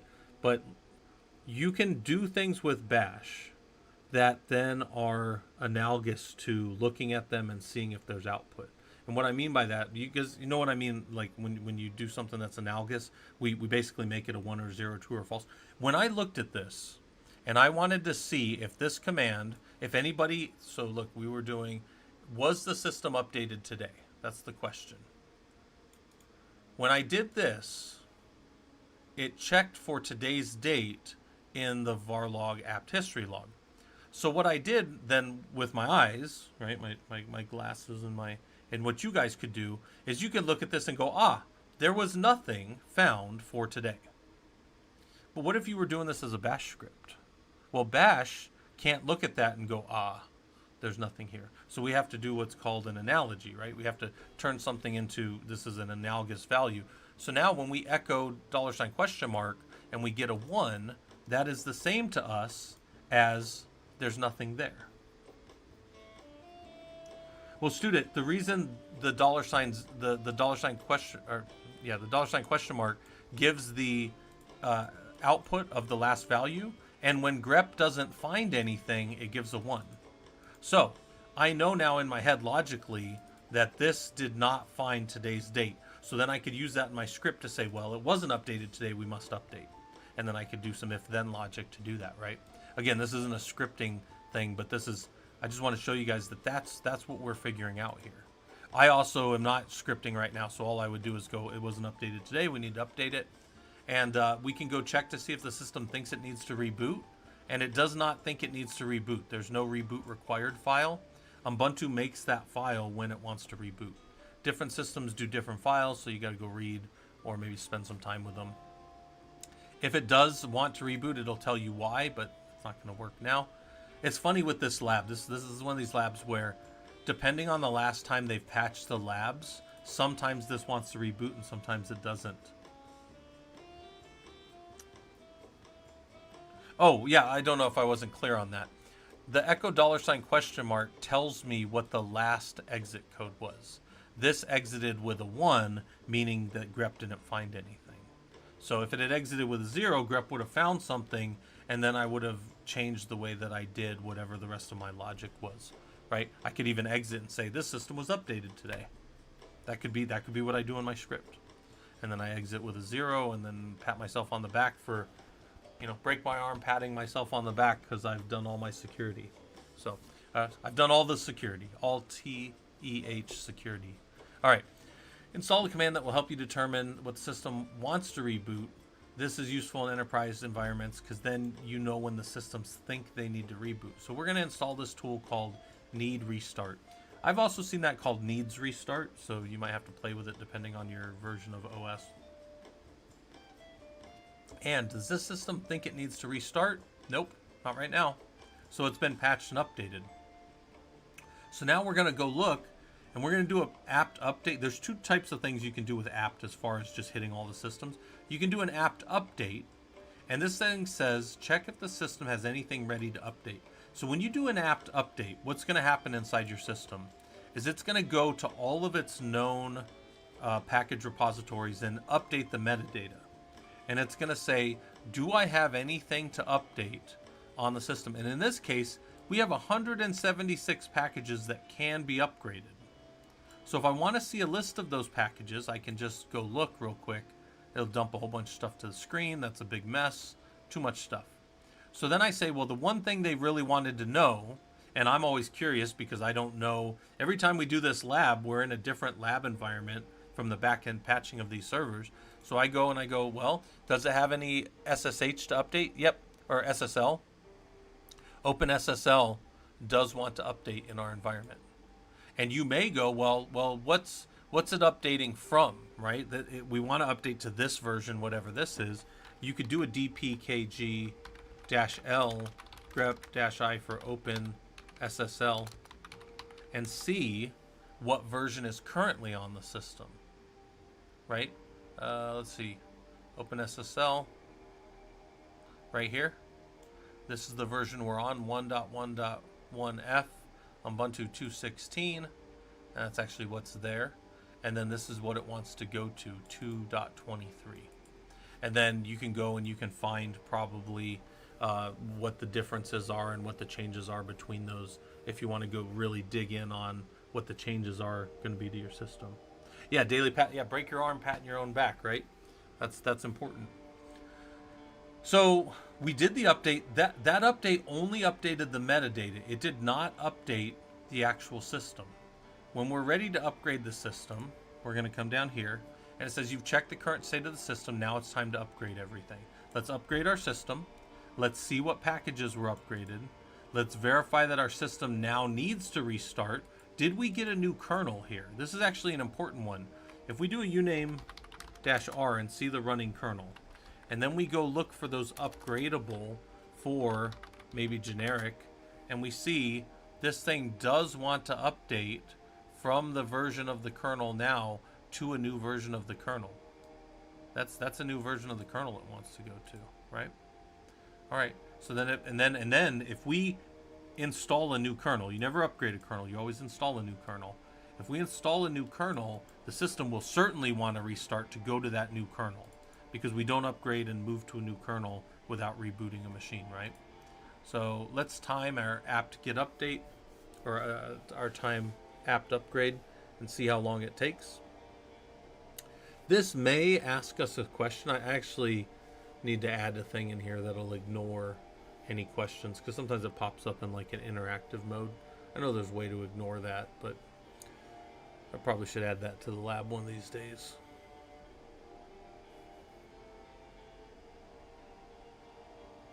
Did I not pin this? If I didn't pin this lab, I apologize. Hold on, let me put this lab over on the Twitch side of things. There you go. All right, I'll just leave it for 20 minutes because we'll be done with it here soon. But it's gonna patch everything. Again, 176 is a good amount, so it's gonna take a little bit of time.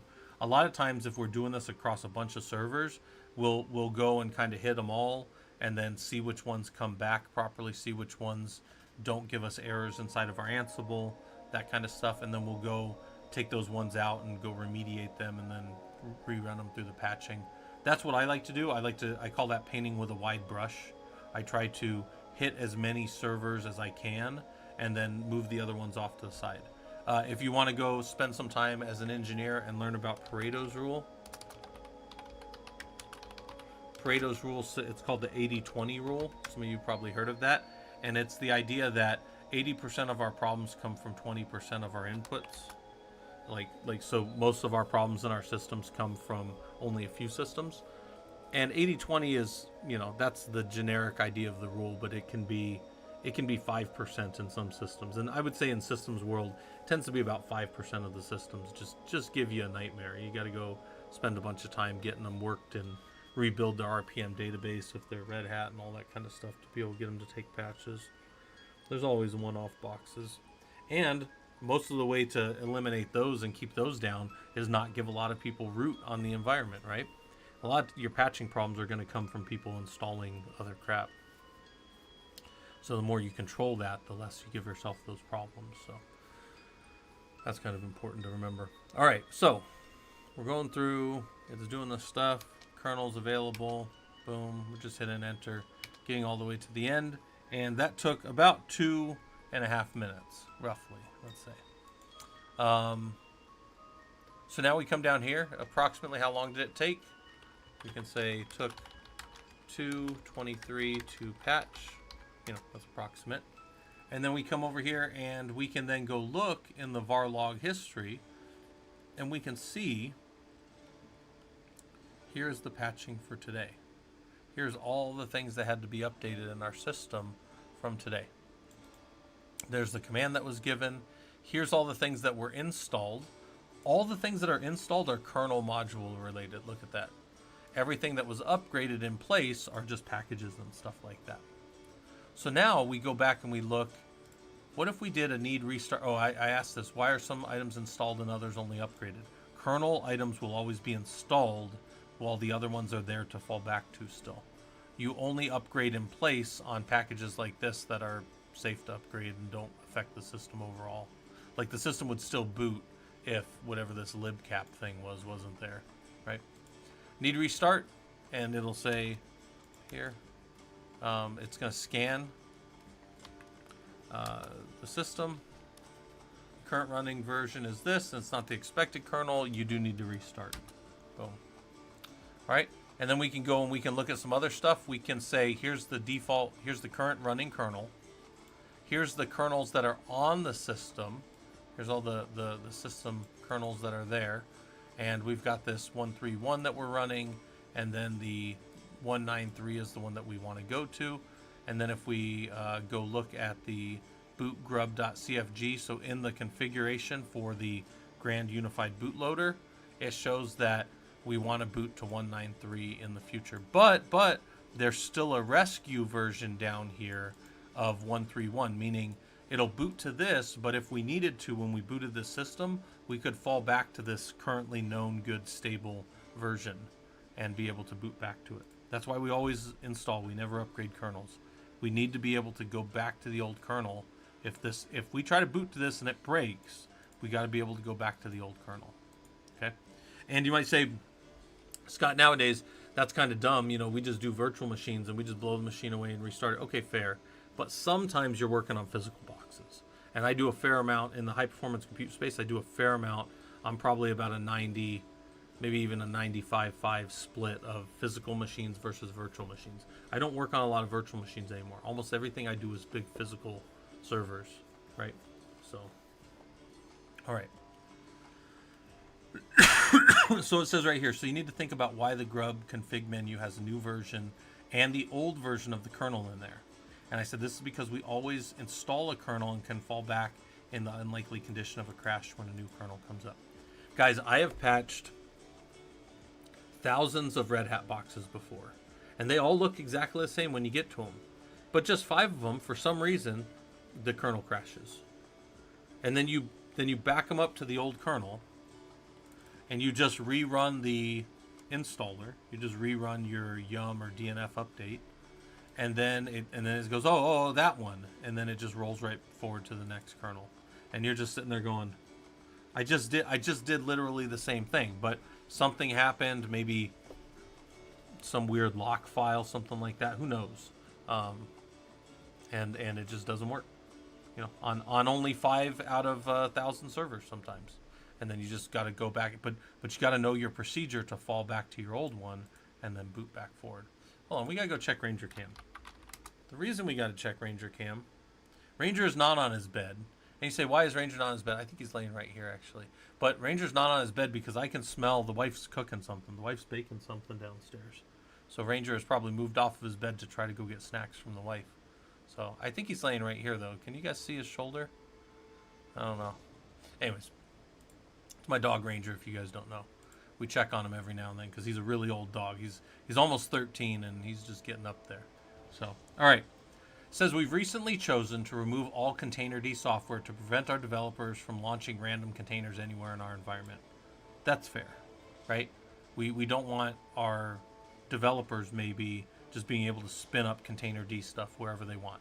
Because if you have Containerd running, you can run any Podman or Docker and just spin up your system, right? So we've had to remove bzip because it's an obsolete software package that gzip completely supersedes. So we're going to get rid of bzip. We're going to get rid of Containerd in our system. So verify that Containerd is on the system and running. Verify that bzip is on the system, and then we're going to remove those packages, right? So we'll go and we'll verify that Containerd is running. He's listening only on the local system. I don't think we have to go do that, but we can do an ss-ntulp grep-i for Containerd, and then we can see that he's running, but he's only listening on localhost, so that's a little more secure. He's not listening to anybody else. We'll look for bzip. Bzip is here. It's a high-quality block sorting file compressor, but we don't need him anymore. He's an older package, so we're going to clean all this stuff up out of our system.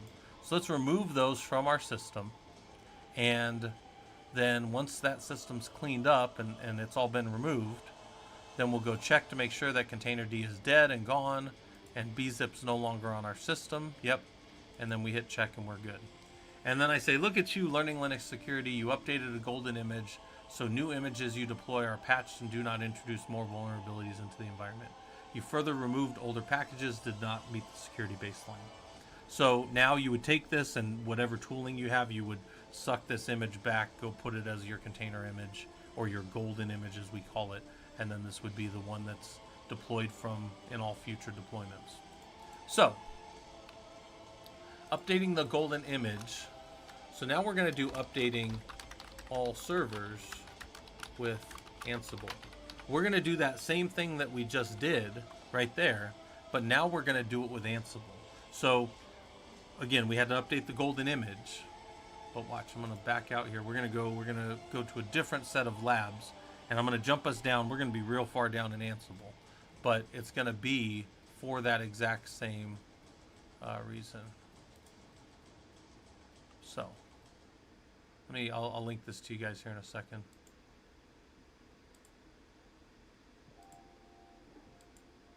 The reason we're doing this lab next is because this lab looks like the other lab. Let me unpin this old lab,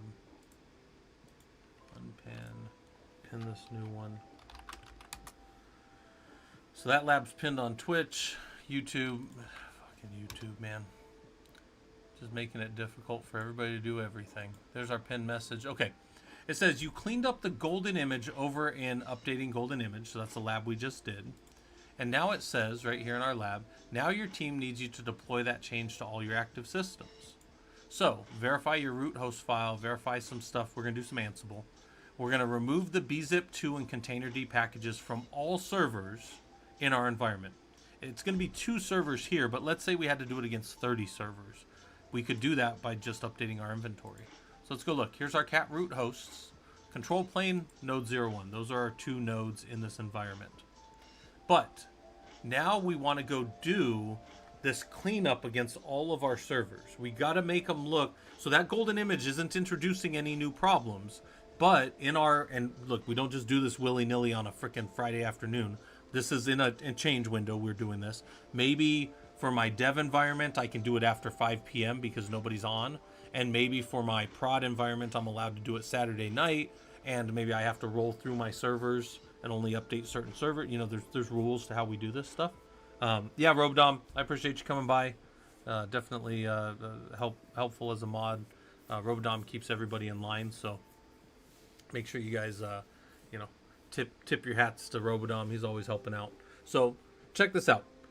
We're going to go look at our remove packages.yaml, and we're going to see all that stuff I just did by hand could be done with Ansible across a bunch of servers. And this is really like, when you look at this and then you realize, oh, all I have to do is update the inventory file to hit more servers.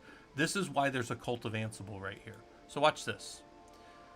We go in and we say, this is the package removal for our environment. We're going to hit all the servers. The servers are defined as this host group within this inventory file. So there we go. Boom. What are we going to do? We're going to remove apps for security reasons. That's a title line for us. That doesn't go to anybody else. This is what we call an arbitrary value. The system just looks at that as a string and says, whatever. We're going to say apt package containerd and bzip. That's being given as a list inside of YAML because we're in a YAML file. And we're going to say package containerd and bzip purge, get out of here. And the state is absent. The state could be present, it could be latest, it can be absent. And then we're going to register a variable called removed apps. So we're going to have a variable. And then we've got a debug if we want to go debug that and look at it. And then down here, we're going to verify that those packages removed by doing a dpackage-l command and searching for the first time bzip and the second time containerd. So we're going to go loop. Bzip, is it there? Containerd, is it there? And then we're going to fail when false. Don't care if it fails. And then we're going to register a variable. So Ansible, as it moves along, it's got this sack of variables that it keeps with it. And when you register variables, it says, okay, I'll take all the output of that and chuck it in my little sack, and I'll carry it along as I do my tasks, right? So Ansible is doing tasks and moving along and keeping all these variables with it. It's like a little sack on its back. And then when you get to the end, in this case, we're going to write out all those variables to a template so we have a nice little report of what happened to all of our servers. This is complex. This is a template file. This is some Jinja 2. We'll go look at the Jinja 2. And some of you might go, the heck and heck is all this? This is a lot of stuff. You got to go through the Ansible labs to kind of get to this point, and then this will make a lot more sense.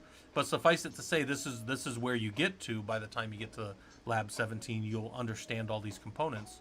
So it says you may want to remove the comment to debug lines if you want to see this happen. So maybe I'll just VI this remove packages. And maybe I just remove these. Make sure it lines up. Everything has to line up, right? That's how YAML works. And everything needs to be indented the same. So here, here, here. This one was a little more in line. So everything needs to line up because YAML is, you know, it's one of those fun languages that everything needs to be in order. Escape :WQ. And now we've got that package set up. Cuddlingus says, is it typical that you would work off a single server and then move over to Ansible to implement what you did on a single server to start with, or Ansible from the get-go? Cuddlingus, I always do, for myself, like a proof of concept. I would do that in like my lab environment. I would write this and I would verify that it ripped everything out. And then I would go and I would deploy this on many machines. But I'm going to tell you guys the same thing. I'm going to tell Cuddlingus and all the rest of you the same thing I always tell you guys. If you come in here and you go, oh, that's perfect, that's exactly what I need for my job, take it. Who cares? Just go grab all this and go throw it in and modify it for whatever your roles are and things that you need to remove and whatever tasks your management has given you to the end of the week to complete, and then pat yourself on the back and say, I did it.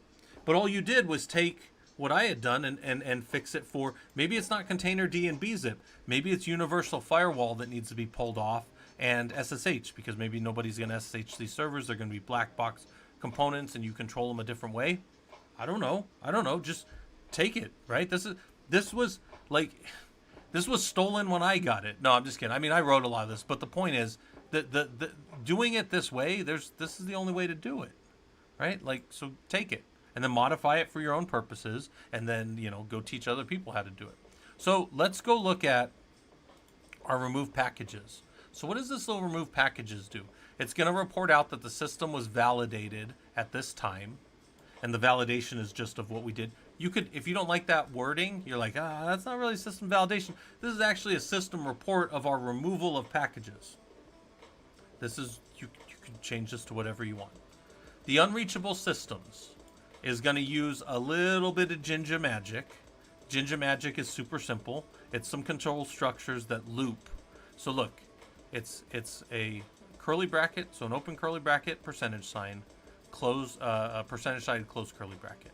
And we say for host in Ansible playhost sol, which is a special variable inside of Ansible that takes all the playhosts that started at the beginning of the play. Then we say down here, we've got an if condition.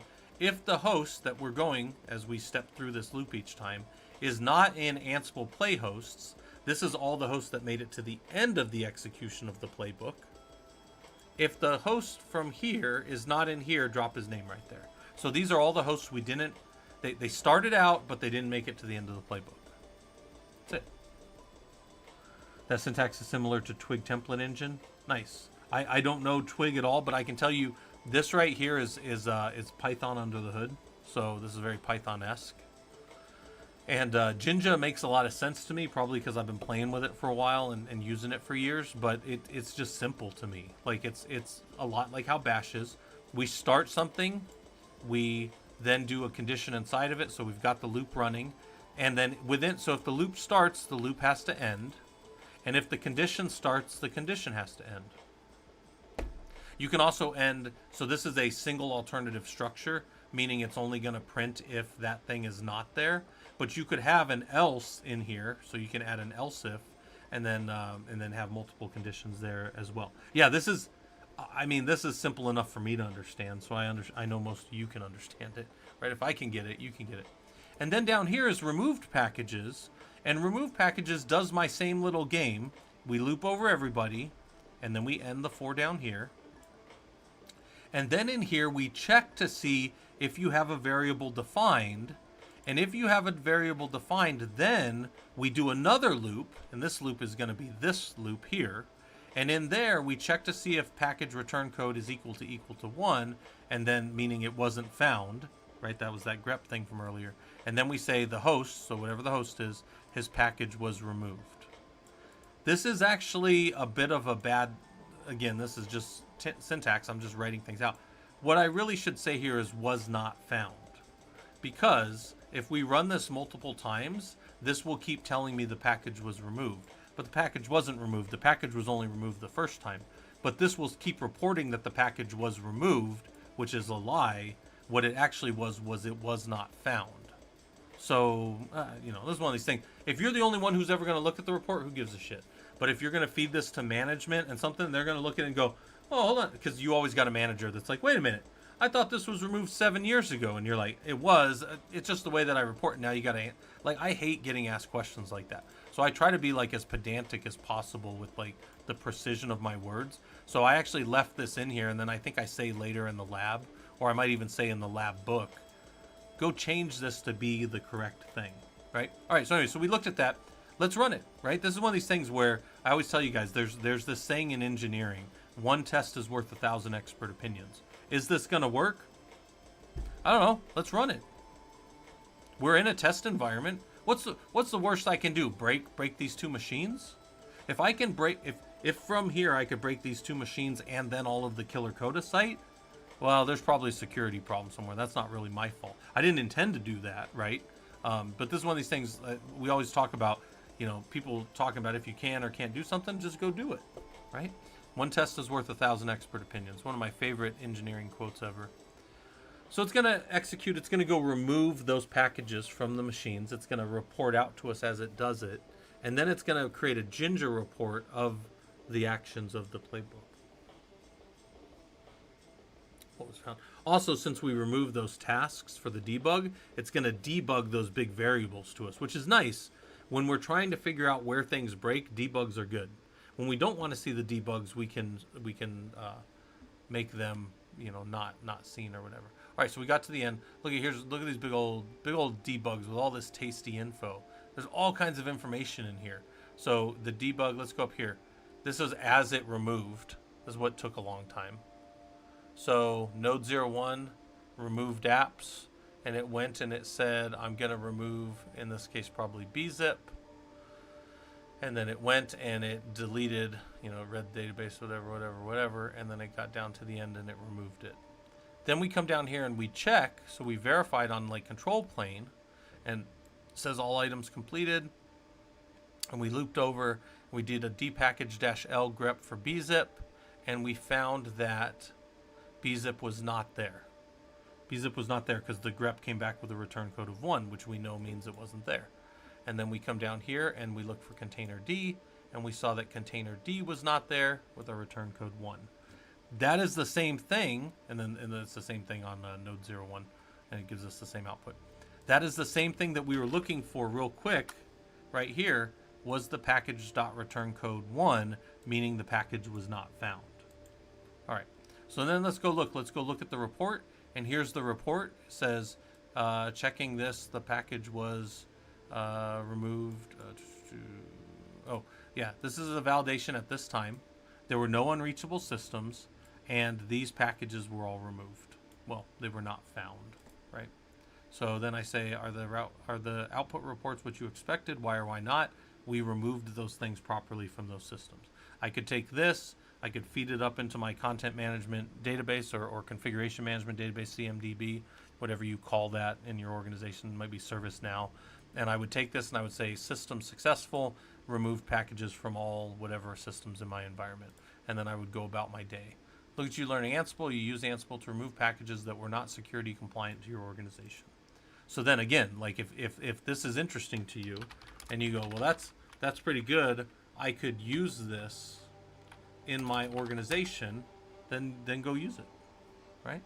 Figure out how to get your inventories right. We have labs that'll help you do that, and then go and figure out how to do it all. All right. So, yeah, Cuddlingus, I think this is cool. I also think it's cool and it's useful. This is something that you could then really go and say, wait, so I can control all the apps in my org? Yeah, you can control all the apps, and you know, instead of having to find, so in my case, instead of having to find all the bzip and all the container D, I just generically run this across my environment, and I get a report at the end that says all the servers are good. But let's say there's like 5 servers that just happen to be off for maintenance or something. Somebody's in the data center working on them, they're off. I would find those. Those would show up. Those would show up in this report. I would see my unreachable systems. And then in my change log or in my configuration management database, I would say, hey, here were the 5 systems I couldn't get to. I'm going to go ahead and have a change open for next Thursday to remediate those ones when they're up. And then, you know, go through the change management process. That's the slowest and most boring thing as an engineer, is dealing with change management. But that puts the brakes on you just going and just, you know, throwing things over the wall, or people calling it eating over the wall, right? Whatever. It doesn't, eating over the wall. Anyways, that's not what I said, but it's your ability to go do that. All right. So then we say check the lab was good. We did all those things. All right. So our next Linux lab. So that was updating a golden image, updating all servers with Ansible. Could you use this against all the servers in your environment? Right? I didn't even write anything for that one, but that's fine. All right, so we come back here, we get out of the ad hoc, all the Ansible stuff. Go back to our Linux labs. I'll give you guys the link to this here in a second, where I'm going. And after the updating golden image, we build a chroot jail. So I show you guys how to jail a user process. This is how your cell phones are built. This is how we can jail processes so that they think they're the only one there. We can jail users. I jail users all the time on an SSH session, and then when they come in, they can only do certain things and then go where I send them, and that's called a bastion host. I actually need to add a lab. It'll be in between these. It'll be like what is this one? 204. It'll be like a 204.5 lab, so it'll be in between here, and we'll do this this other part. But anyways, let me link this to you guys. If anybody wants to build a chroot jail, if you've never done it before, it's surprisingly simple, but you do have to spend some time understanding what's happening. Let me unpin this other one over on the YouTube side, and let's drop that in there. All right, so if you want to follow along on YouTube, you can. Again, these labs are free, and let's do a chroot jail, and then we'll move on from there. All right, so welcome Prolog Linux Security. Okay, your team is planning on building a bastion system. You've read that the first part of properly bastioning systems is to jail or lock users down. You've decided to build a jail and test the functionality. Build a jail at var chroot. That's where we're going to do it. Add a basic framework to that jail so that you can populate it with functionality, give the user some ability to do things. And then we'll change our root to var chroot and see what functionality we have. We'll actually go drop into our own little jail.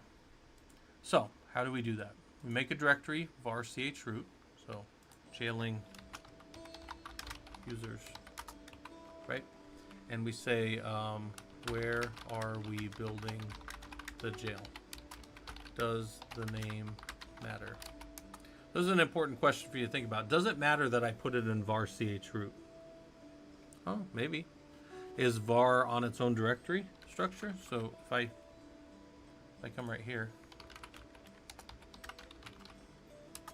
var is on with root, so presumably somebody in the jail could fill up their file system if you gave them permissions to do that, and they could make this system have problems because they filled up the root of the file system. So maybe var for chrooting environments should be in its own partition, maybe.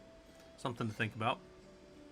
We don't worry about that in this lab, but I would definitely worry about that in the context of building this professionally. And I've told you guys I built a lot of chroot jails for like government systems, and I actually get used to build those for people because I know how to build them.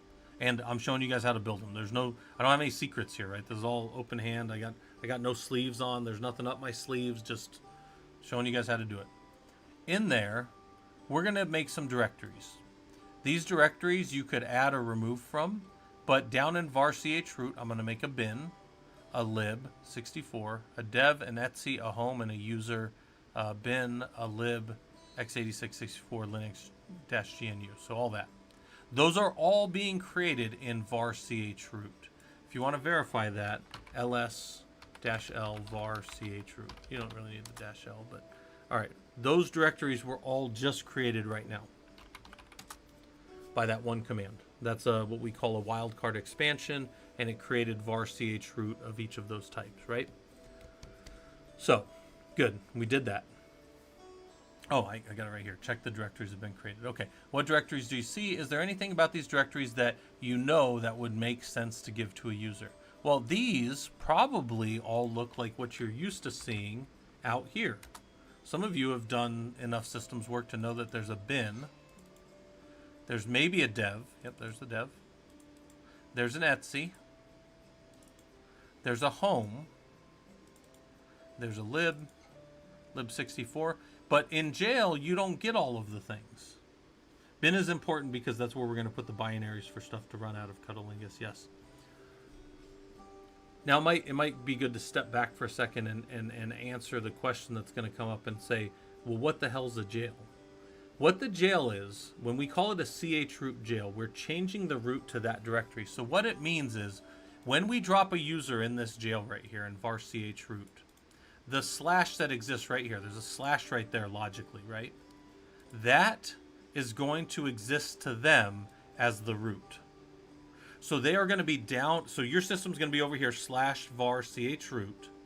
Slash is the home, the root of our file system. They are not going to see that. They are going to see the slash off of var chroot as their home. So they are completely jailed within this environment. This is how all the processes run on your phone. Literally every one of your phones, whether you're, I don't care if you're a Android user or Apple, they're all using some type of jailing to keep all the processes separate. And you can go, if you want to go dig into that, go start to look up jailing.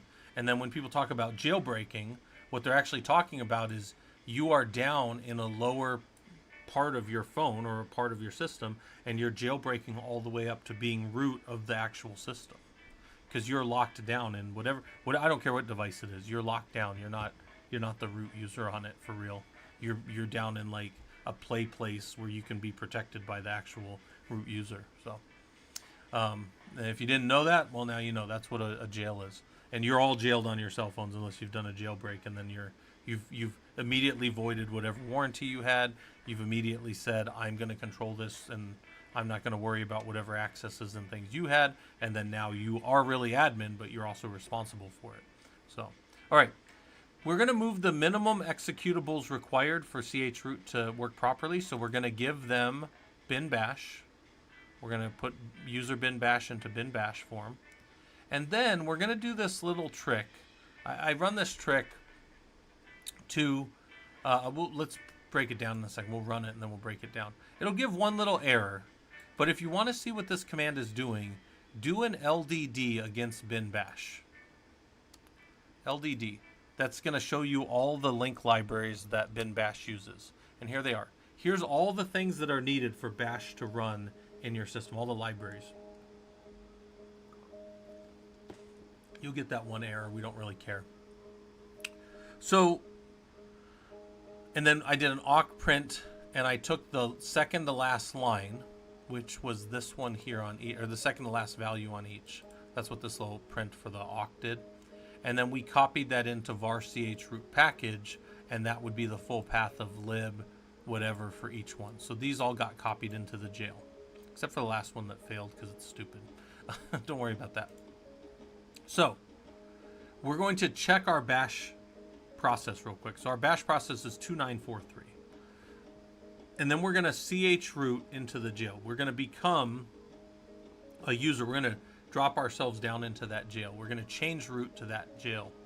And we're going to check our bin bash, or our bash process ID. And we're going to see that it's different. We're now in a new bash shell.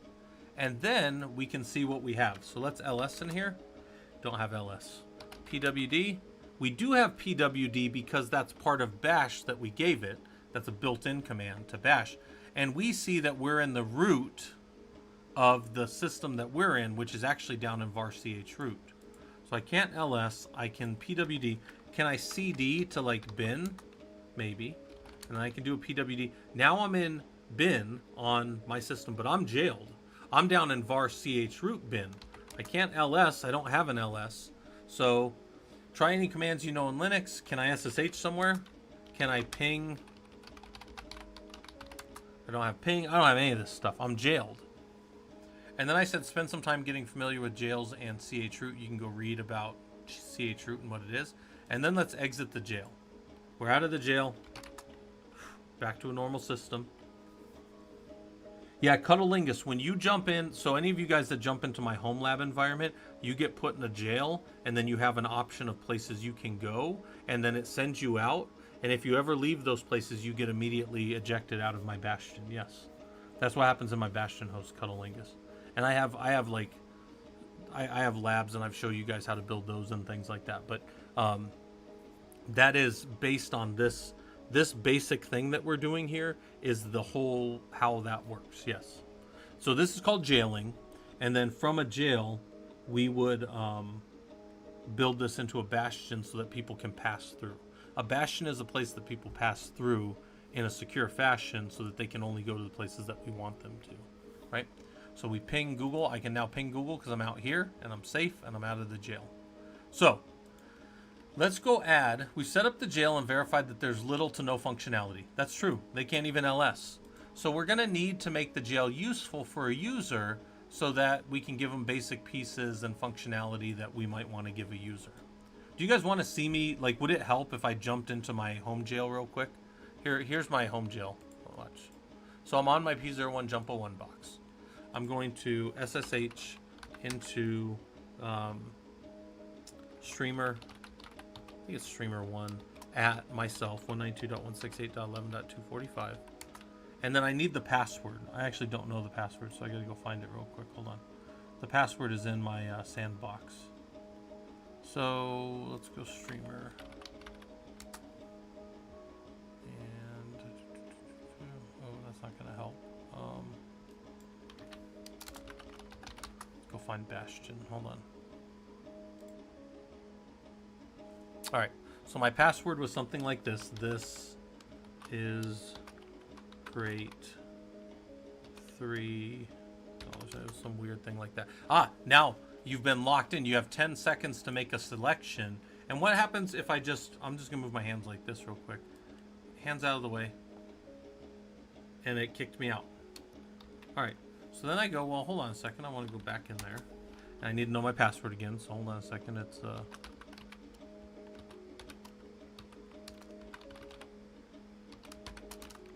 So now I'm in here, and then I say, well, I want to go to 12. Let me into 12.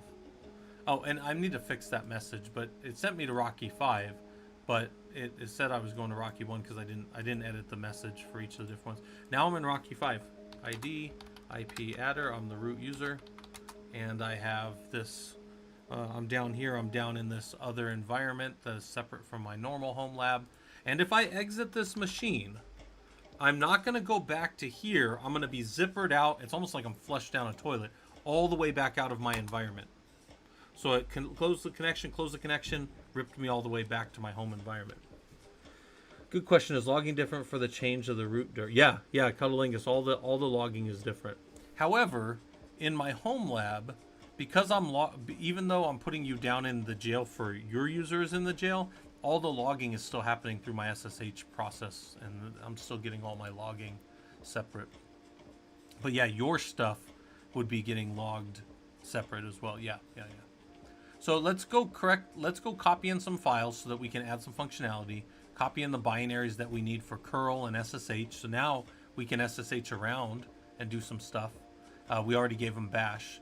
And then we'll copy in the link libraries for SSH and curl so they can do some things. And then we'll copy in the right environment files for the home and allow a user session to run commands properly. So we're going to give them a little more functionality because, again, you could jail a user and never give them any perfect functionality. And it's just like that security idea that I can have a 100% secure system, but nobody can do shit in it. So if I'm going to jail user, if I'm going to be in the business of jailing my user processes, I have to understand what they need to run as functional users. So I'm going to give them a passwd, a group, an NS switch, and a host file. So I'm going to go copy those in. So we're going to copy in files that are useful for how they look at the system and a host file so that they can go ping Google and some other things, whatever things we've done. And let's cat our root host real quick. Etsy host, sorry. And I put Google in there so that we could ping Google once we're down in our jail, right? So, because it's in the host file, so it's going to resolve. So then I'm going to say for the binary in each of these, let's go ahead and copy in bash SSH and curl from where they're at in user bin down into var chroot user bin binary. So we copied all 3 of these in. Earlier, you might have noticed bash was dropped right in just var chroot bin.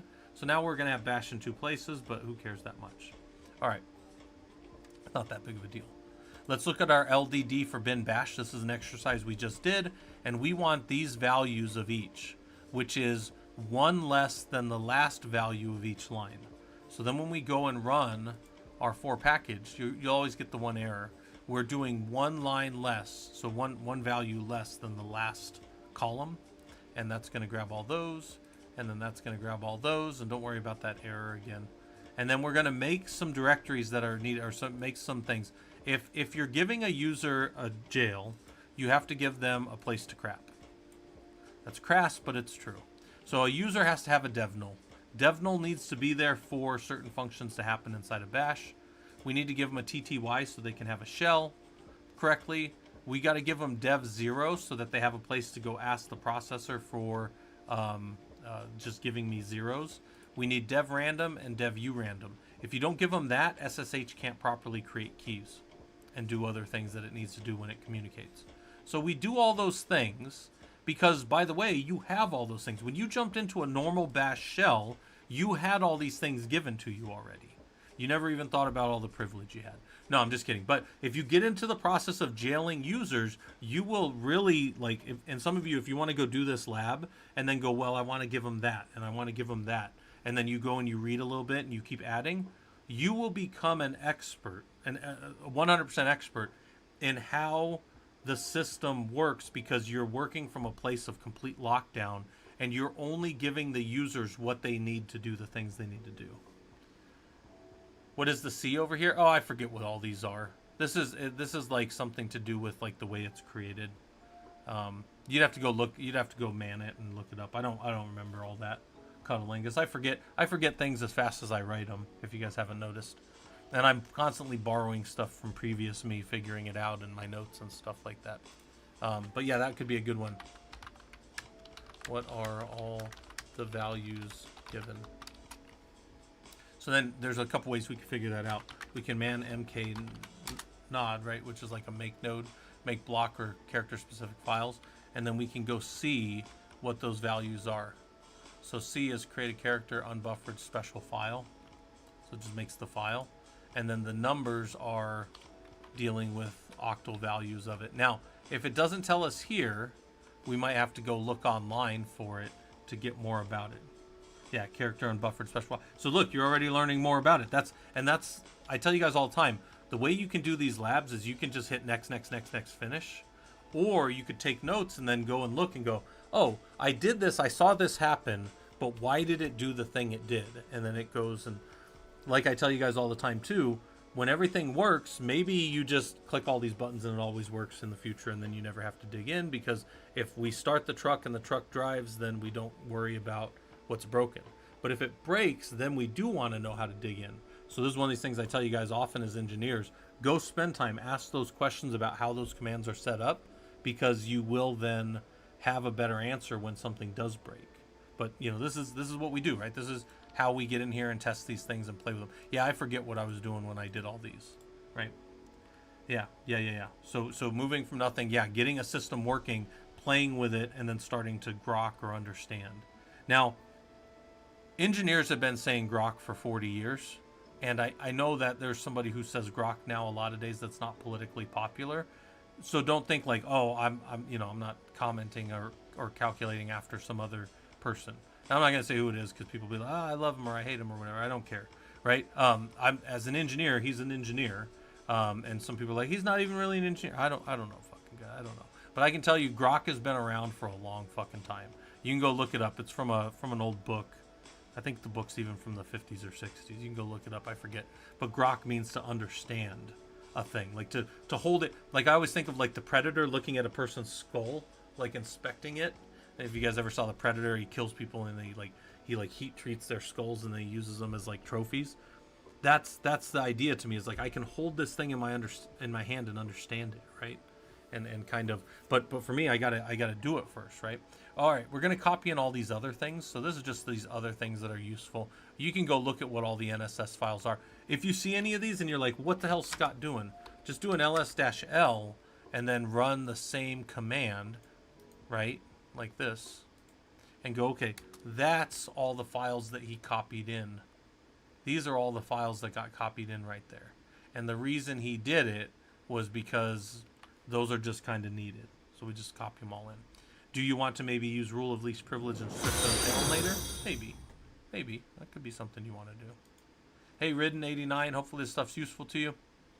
So now it says, we believe we have all the correct pieces in place, but now we need to test that the user has the capabilities we've given them, and only those capabilities.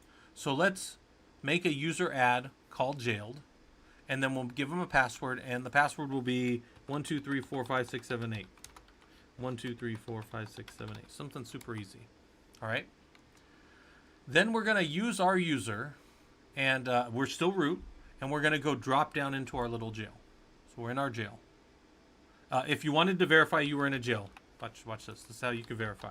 I did this earlier, but you could do echo $$, which will be that's the PID of the shell I'm in, and then I'll drop down into my jail, and the bash inside this jail is a new bash.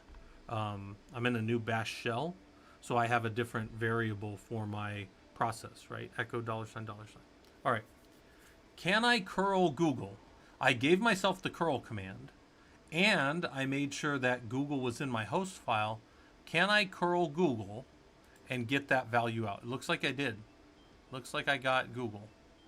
Whatever Google is. Yep. I see a bunch of Googles in there. And then I hit enter here. Can I curl Yahoo? Oop, the question is curl yahoo.com. Could not resolve that host. Couldn't do it. So,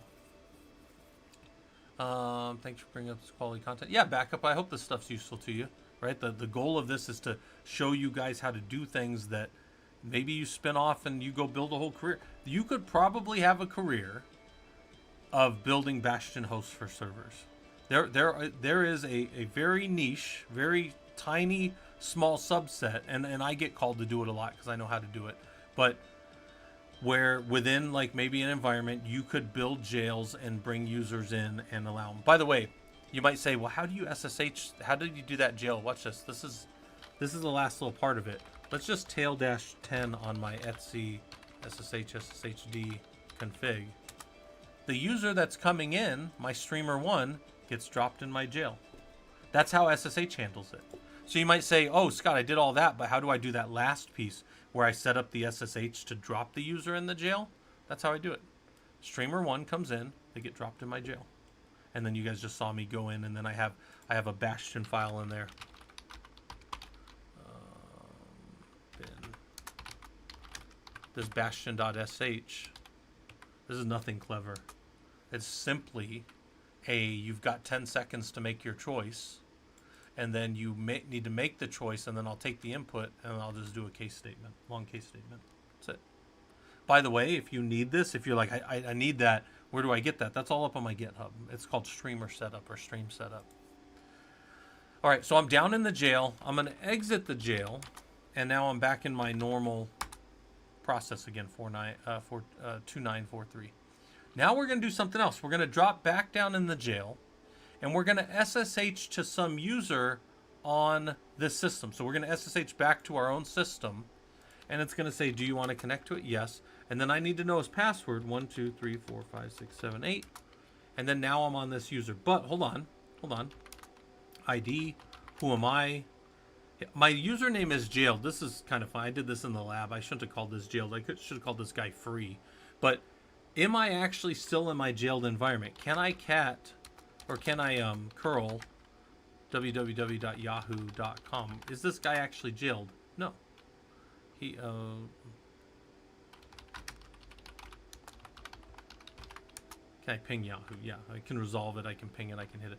But then when I exit back, now I'm back here in this system, and I say, you know, uptime or something. I don't have those commands. ls, don't have them. Echoed. I'm back in one of these bullshits. I go back here. I'm back in my, oops, echo. Now I'm back in my normal 2943, which I just happen to remember is my original bash process, your PID, right? Your process ID. So what we did was we locked down any bash process that you were to send down into that chroot environment, var chroot. We could send users in there. I never finished this lab up. I wanted to make a second lab, and then I was going to have you log in as the jailed user, and then the jailed user would get dropped directly in that jail, and then you would actually see like this is the start of a bastion, and then from there we can send you to different places or whatever. Yeah, I need to write that down. Make this lab. Right. The lab for actually jailing the user on login. I need to make that as part of this. So I just put it out here away from our normal nodes. So, okay. All right, so that's the lab. When you think about what you did, there's a lot of stuff to kind of absorb there and process and go and spend time with. But look at you learning Linux security. You created a jail, verified it was locked down. It was locked down at first. There was nothing in it. You added some functionality. You gave them a little crap bucket called devnull and all this other stuff. Then you put yourself in the jail to see that you're really jailed. And then you could SSH or you could curl, but only to the places that we had given you access to do. There's a lot of functionality to add or test. Please keep playing around with the environment to see what other things are. Other people have blogs out there on things that they've added to jailed environments and things that kind of make sense. And it's for you to kind of think about, what would you want to do with this? In my case, I build it as a bastion. A user logs in, they're locked into that shell environment. They can go to only the systems I give them permissions to go to. And then when they're done, they get whipped out and thrown out of the system. They don't land back in this to go somewhere else. They get ripped out of the entire system. If there's ever, and I've had this happen in government systems, there's a vulnerability, there's something that's happened and we're worried about the system being compromised. Everything is air-gapped and everybody's in through those bastions, and I axe the bastions. And it kills everybody's sessions in the entire place. I don't have to go look for all the sessions coming through some network. You know, you've got your network and you've got all your functionality there and all that stuff, but I lock everybody to come in through the bastions. So it's real easy for me to just axe those SSHD processes and kill every connection to the system. Then we can go get the system back to right. Then we can allow the users to come back through and give them their connections back and that kind of stuff. But it's very, very convenient. It's exactly what it is. You guys ever seen like who here's ever seen I'm gonna use an old example. Anybody ever here seen the Nickelodeon show Avatar: The Last Airbender? Not the terrible movie that M. Night Shyamalan ruined, but the original show that was a masterpiece, right? Just a clear masterpiece of anime, right? There's a few scenes, and then you can think about all the different things. I mean, you can think of like Robin Hood movies, you could think of like any of these movies where there's a castle and everybody's coming through, and there's a scene where they're trying to get into like the Earth Kingdom, so they're like hiding, and I think Aang's hiding because he doesn't want people to know who he is. You know, he's the last airbender, and he's trying to come in, and they're all everybody's funneling through one place for the guards to check them coming into the, and some people will call it the porticles, or some people will call it the main gate. It's a bastion. It's a bastion. It's a control of that. And if we ever need to stop everybody from coming in, we drop the porticles, right? That's what they're called. Yeah, something like that. And it will, and then nobody else can exit or enter the system. That's exactly what it is. Other movies that have it, like any of the Robin Hood movies, they always have something like that where they can, close the gate. I remember the terrible adaptation of Prince Caspian. God, that movie was terrible. If you ever read the books, like the C.S. Lewis books, they were great. And then the Prince Caspian was terrible. But they all got stuck in the courtyard and they were all getting killed by the archers because they couldn't get out. But that was a bastion. That was like a bastion host coming in. Any of you guys that have ever seen the Battle of Helm's Deep? Right? What's the Battle of Helm's Deep? Troy? Yeah, you've got one way in. Battle of Helm's Deep, this is a bastion right here. So when you come up here, this is a bastion over here, one way in, and over here there was another bastion to come in the side. Remember, they blew this up right here, and then they all flooded in here, and everybody retreated back up here, and there was only one door, and then everybody was just shooting down on him. And then over here, remember, he had to throw the dwarf. You're gonna have to throw me, and he tosses him. That is the right here. This is that's a bastion, and that's a bastion over there in like a system sense, right? But anyway, so the point is, like, you got to think of it in terms that you can understand, and we've all seen the movies, right? Whatever these different movies are. Dwarf tossing, yeah. All right, so that's our CH root lab. So we'll come down here. We'll go back to our Linux labs. I've got more security labs, right? We're doing all our security labs today, and the next one is going to be setting up UFW to expose ports, and exposing ports to only give certain connections. So before we do that real quick, let's go check on Ranger Cam. Ranger is still not back in his bed. I'm going to take a quick break. So I'm going to take, let's pull up my little hourglass. And let's say, oh, there's Ranger. Ranger's back. Quick break. and Ranger treat. And I've been talking a while, so I'm gonna go grab some food too, so I'll be right back. You guys, let's see, Cuddlingus is in charge over on the YouTube, or on the Twitch side. YouTube side, I don't know. Robodom's gone, so I don't know. One of you's in charge. Keep everybody else in line. I'll be back. Go grab some food. Give Ranger a treat.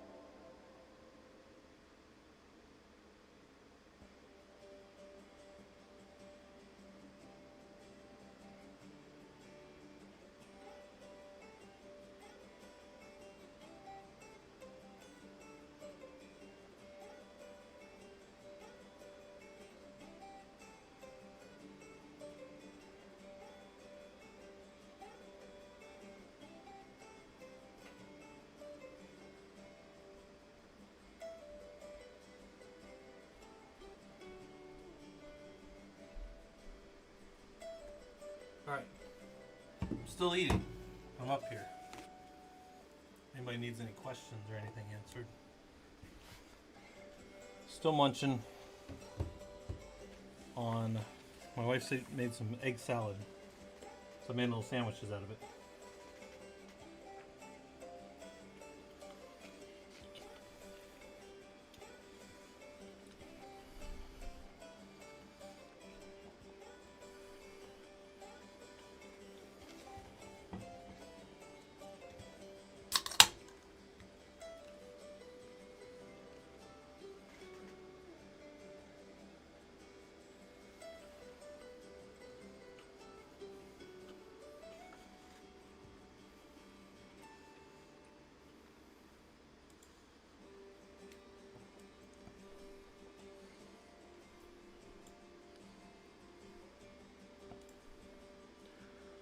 It's a little reminder. We got events coming up. Those events are always free. You can go hang out there.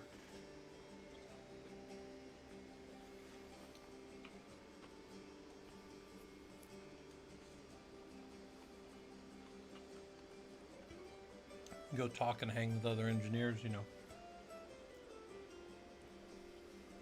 That stuff's always fun. The one today should be pretty good. Salty gets on a roll, and he's the one that runs these. And Salty Catfish runs these. And there's this one coming up in a few hours. I think about 3 hours from now.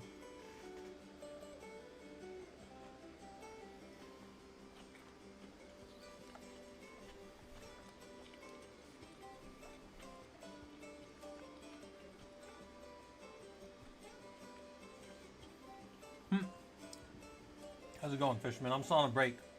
I'm eating right now.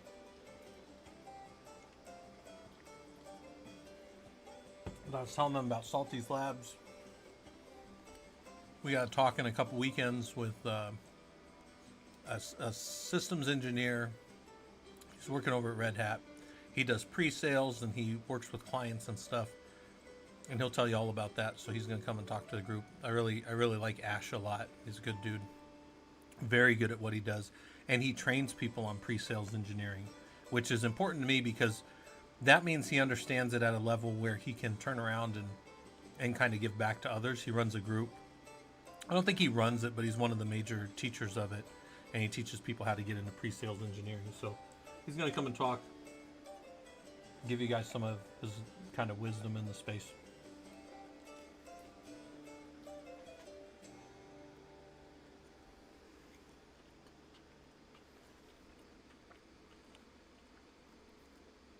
I think his focus right now at Red Hat is heavily in AW, like tower space. So Ansible automation platform, but he's really good in kind of everything. So, anyways, there's that. More events and more things to go play with and spend time with engineers and get better at, you know. That's the goal. Ranger down there licking his bed. Being Ranger.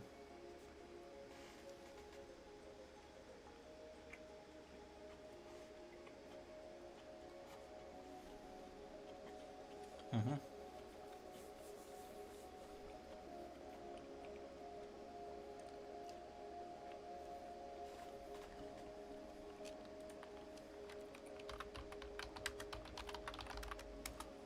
Yeah, it's Ansible automation platform now, yep.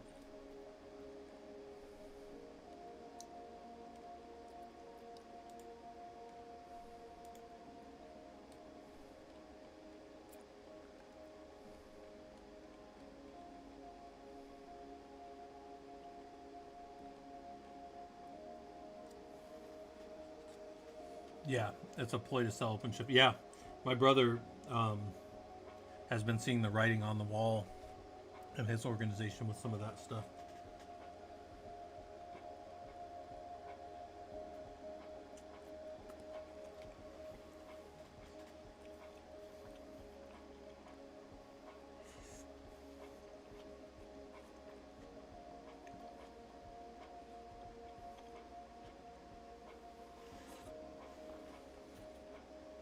All right, let me finish up my little sandwiches here so you guys don't have to watch me snarf it. You just have to listen to it.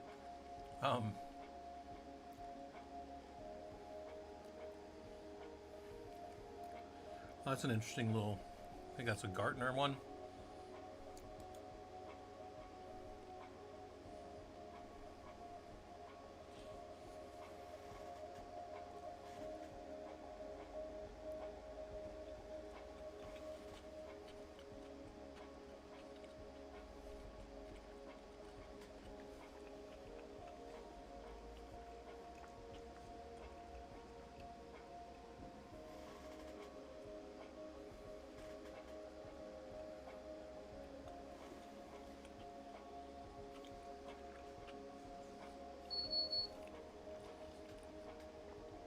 Oh man, my 10 minutes is up.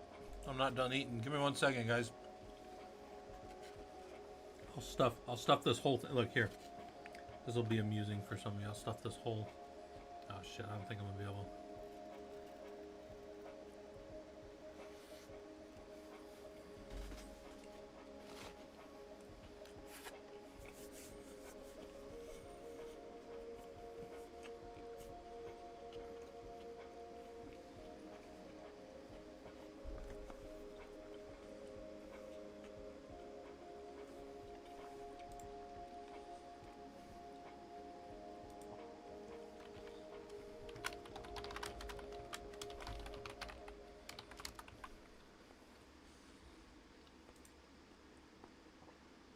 All right, we're back to labs.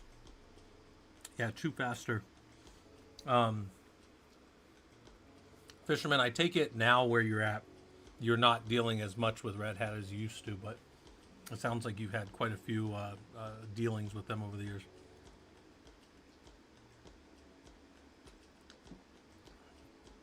Now they're just mad because you're untouchable to them. Because you got your own code pipeline. You don't need none of their crap anymore. Okay. And ECS and all that good stuff that you guys have. All right, so I need to fix this lab, and I know what I need to fix at the end, so we might be fixing this as we go. Red Hat OpenShift on AWS, nice. It's always interesting to me, anything that gets like approved through AWS to be run on there, like the Red Hat OpenShift through AWS, or what's another one, MSK, Managed Services for Kafka, because it's almost like, in my mind, it's almost like AWS is just saying, well, we'll concede that a lot of people are using this tool and we'll get them up into this, but then over time we'll convince them that probably they should just use our tooling.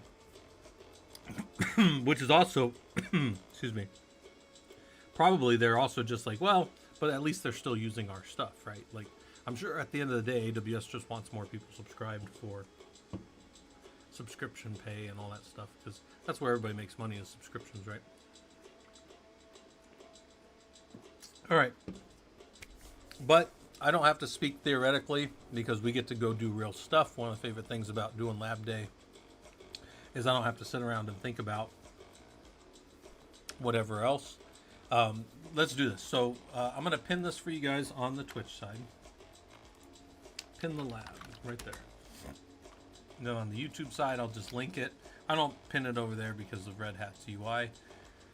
Your team has determined they need to run a firewall on all the hosts to protect them from the inevitable compromise of your system. Okay.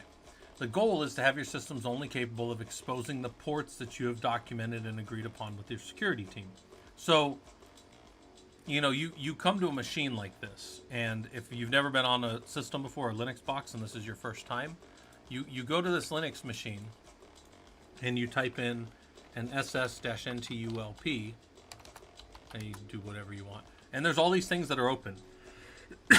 There's all this TCP and all this UDP, and it's like, why are all these things open?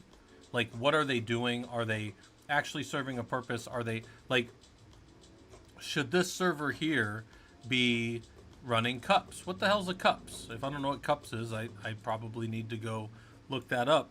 But at the end of the day, port 631 generically, like it's like across the board, I can tell you, you probably don't want on. Cups is the common universal print service. I'd be willing to bet none of you have run a Linux printer in over 15 years. And those of us that have run Linux printers, it was in a very specialized environment for a very specialized reason.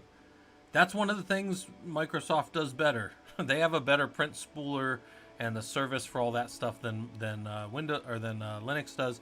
And for the most part, we don't run cups on Linux anymore. So, that being said, how could we keep somebody from accidentally turning that on? Because if we don't have a firewall and somebody accidentally installs that and it accidentally turns on and it's vulnerable, now we've got problems. So firewalls, putting firewalls at each individual host is a thing that causes what we have defense, we call this defense in depth. Oh, somebody accidentally installed this software? I don't give a shit. It's locked still. Port 631 is not accessible for anybody. Even a local host is a local host, and that's a local host as well. not going to be accessible to anybody outside of our system. So then we know that even if somebody accidentally turns the service on and exposes the port, it's not really exposed. So that's kind of an important thing to think about. So we come in here, and the start of this is, let's go over to node 01. So we've got 2 nodes in this environment. And let's go see what the status of his firewall is. His firewall is on, but it is in an inactive state. So this tells us something interesting about the firewall. It's enabled, meaning it's going to turn on when the system boots.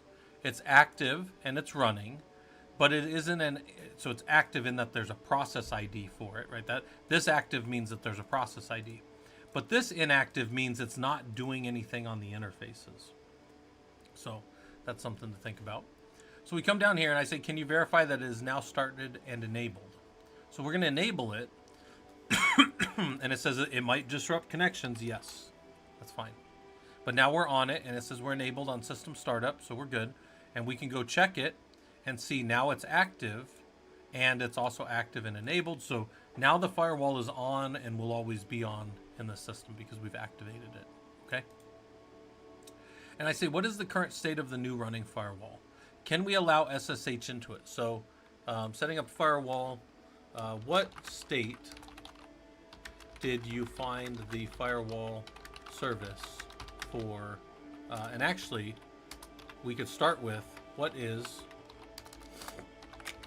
the service for the UFW, the uncomplicated firewall? And the answer to that question for us is UFW.service, right? That's the service. And then what state did we find the firewall service in? What state did you find the firewall service in? And the answer to that is we found it active. And then what state did we find the firewall in? And we found that inactive. So the firewall service was on, meaning it was ready to run, but the system itself was not turned on, right? Like it was not doing anything. Not attached to an interface, as it were, right? So we're going to come back in here. We're going to hit Q. And we're going to check, can we allow OpenSSH into our system? So we've added that rule now. And now if we check our status, and then we're verbose, we're allowing OpenSSH into the system from anywhere. OpenSSH is port 22, right? And then down here, are we doing anything to stop it? Down here it says with our verbose logging, we see that it's port 22. So real quick, we come over here. What happened when we allowed OpenSSH into the system? We now see OpenSSH allowed from anywhere, right? So now we see OpenSSH from anywhere, so that's good. And then over here, there's a difference between status and verbose. And then what is we can say, what is the difference between status and verbose? Status. And it shows the port numbers in use. That's important. Maybe you haven't spent time in Net Plus or Security Plus and you don't know all the well-known port numbers, and maybe you haven't been a systems engineer and don't know what port 22 is and 80 and 443 and those kind of things. But the system will tell you. So over time, hopefully you pick those up, right? You don't have to go learn those from a textbook. You can learn them in the wild like this. It's just going to maybe take you a little time. Maybe you want to go look up well-known port numbers on Wikipedia and spend a little time kind of maybe not memorizing them, but understanding what they are at a high level, right? So again, I tell you guys all the time, your notes are for you to go spin up and think about other things about the system. Like I always joke around about the what the heck and heck is that? Well, maybe you say, I don't even know what a port number is. So now I need to go read about how the port numbers are assigned. They're at layer 4 in either the TCP or UDP header. We have a source port and a destination port of how our systems communicate. The destination port is where the connection is going. In this case, we're the destination for SSH, meaning somebody's going to have that in their destination port coming in, and then we're going to see their source port back to them, one of the ephemeral ports that we communicate back to their box on, right? And if all that stuff I just said right there sounds like Greek, we have a Linux primer. I have a video on YouTube that you can watch on Linux. I actually just did it this weekend again, this week again, so you could actually go in and watch those 2 videos, and they would give you like the basics. You know, they can't give you a college education on network communication management, but they can get you close. Did I just lose my network? Yep, I just lost my stuff. Hold on. I always know when I lose my stuff because it stops talking. There you go. All right. That should be better. Yeah, see, there we go. We're back. I lose that every now and then.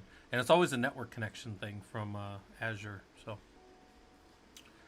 all right, so we've got that. What's the difference between those 2 outputs? Why might you use one or the other? Well, maybe one is just for a quick check, and maybe one is because you really want to dig in and see what the system's doing. So either one of those are good. I'm not going to tell you one is, the only way you should do it or the other, but you can come in here. Yeah, Shwedi had a good point over on the Twitch side. If you have a hard time understanding these and you want to look at where the system defines them, you can cat Etsy services. And this is the definition. I'm going to put that through more. This is the definition of everything inside of your Linux box. Now, you can change these around too.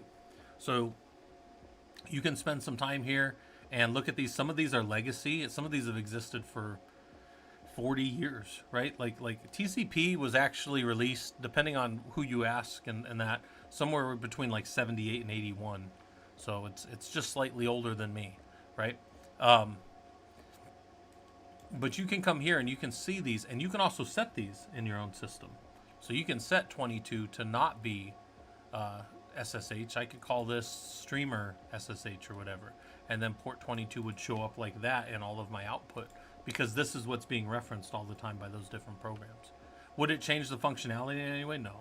This is just how the human readable maps to the system over here. All right. So we hit check. We go on. It says you've enabled UFW and verified that you can see the open ports that are allowed to be connected to on your host. So now we're going to set up a web server, Apache 2, on node 01, and then we're going to verify that we can't connect to it. Then we're going to allow that to be exposed, and then we're going to verify that we can connect to it. Simple enough little task, right? It's like one of these, test a thing, verify that it's blocking, open it, verify that it's not blocking. This is, the simplest of engineering tasks, right? And we're going to walk through it. So we're going to go to I need to be on node 01, which I should still be over there. Yep, it's on node 01. Let's just install Apache 2 real quick. We've done that in like all of our labs, right? We install Apache 2.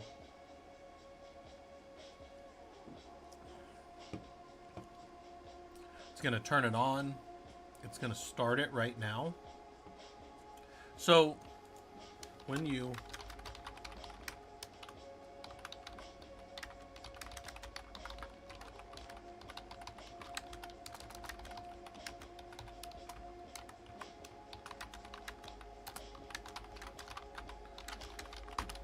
So, I want you guys to think about something here. Did it immediately share out port 80? So, system CTL status Apache 2. It's running. ss-ntulp grep-i for 80. There it is, listening on port 80. So, when you installed Apache 2, did it immediately expose port 80? It did. Is that a good thing or not? Well, that's kind of relative. We know the behavior now that it does happen, but what if somebody accidentally installed this? What if somebody accidentally ran one of your Ansible playbooks, or somebody accidentally ran a script that they didn't understand what it did on the wrong server and exposed port 80 on something out in your DMZ, right? Your demilitarized zone where stuff can get to. And now you've got a server that is exposed on port 80 that's not supposed to be, and now traffic can start to scan it and see that as an open port and start to try to do compromises and whatever other crap people want to do against it, right? this can be a problem, right? Well, you see here that it's open, it's listening on port 80. That's the mapping out of that out of that file we were just looking at. All right, so we're able to see that the port's open, but that doesn't mean with that firewall open, that doesn't mean that's exposed from the external world. So let's go verify. Let's go see. We're gonna go back to control plane, and we're gonna try to hit that node. We're gonna try to curl that node on port 80, and it's not able to connect. And that makes sense because we don't have port 80 exposed. So by having that firewall in place like we did, even if somebody accidentally ran a script in our environment, we've protected ourselves from exposure. Now, do we want other things in place that probably keep that kind of crap from happening? Sure. But I've told you guys before, in like our dev environments and our lower environments, non-customer facing, sometimes people just have more power than they should down there. We give a lot of power to our devs to keep them working and keep them from being locked down on systems. And maybe they exposed something that they didn't mean to, but we went ahead and protected them from themselves, right? Or maybe they exposed it because they wanted to be able to connect and they didn't realize that that's a vulnerability, but internally that system can still curl to itself. The firewall doesn't block your own calls. So they can still do their own little development testing on it, but they didn't create a vulnerability outside of the system. So that's pretty valuable. So, all right, so why do you think you were unable to connect? Well, because the firewall blocked it. So let's go back into SSH to node 01, and let's look at their app list. And here's all these different things that we can add. So we can go look at them. We can do info about each of them. And we find that the basic Apache web server is going to expose port 80. The Apache full is going to expose port 80 and 443, so both the unsecured HTTP and the secured HTTPS. And then Apache secure is only going to do 443. So we've got these different ports that are open, and we've got a choice now. Which one do we want to expose? Well, we only really care about 80 in this case. This isn't a productionalized server. We're not giving any extra things. So we're just going to say UFW allow Apache. And then, by the way, I can do that same command from earlier where I say verbose. And now I can see what's being allowed in. Okay. We exit. We do a curl real quick. And there we go. We had the Apache 2 Ubuntu default page. And then I see, did you see where it was connected? And did the default Apache web page. And then we hit check and validation successful. Look at you learning Linux security. You set up a firewall and open the necessary ports to allow traffic to your server securely. I think somebody fixed this. I think one of our Linux engineers fixed this, because I had this lab broken last time I messed with it. Let's go look. Let's go here. Setting up an uncomplicated firewall in our verify.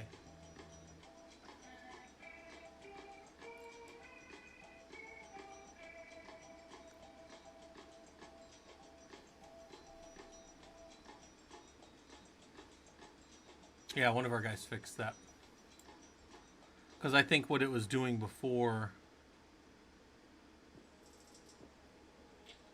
I don't remember what it was doing before, but that's fixed, so that's good. All right, because the verification wasn't working. It would still take you past this, but it would say it would time out and validation would fail.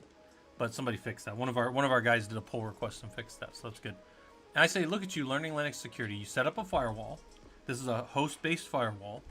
And then you open the necessary ports to allow traffic into your server securely. So you set up all the things you needed to here to have a server that was locked down in such a way that traffic can't get into it, even if a port gets exposed in a way that you didn't intend to. Now, the only two attack vectors that somebody could come into this server is port 22 and port 80. Now, we know that those are attack vectors because we've left them open, so we can keep them patched, we can monitor them, we can do all these things. But in the big scheme of things, you've got 0 to 65,535 TCP ports and 0 to 65,534 UDP ports that could be attacked. And now you've limited them to only 2 of each. That's a big win, man. That's a very small attack surface in the big scheme of things just by turning on a firewall like that. So, I think what I did here, let me back this out here. Let's see if, I think I turned this on in our, you know what? Maybe the other lab that's broken is the Ansible one. I have an Ansible version of this. Well, we won't go do that lab right now because we got more labs to do down here, and I only have a little bit of time. But we have an Ansible lab on this. Yeah, let's do these. We'll do these last 3 labs because these are newer labs that a lot of you guys probably haven't seen yet. But I do want to back out real quick and just I'll link this for you guys that want to go do the Ansible one. I have an Ansible lab, I'm pretty sure, that does Ansible to set up your own complicated firewall. Yep, right here. And it will build on that process, and it'll do it in both of the different environments. And I think this is the one that actually times out at the end, but that's fine. Not a big deal. All right, let's go back. We'll go to, excuse me, Linux Labs.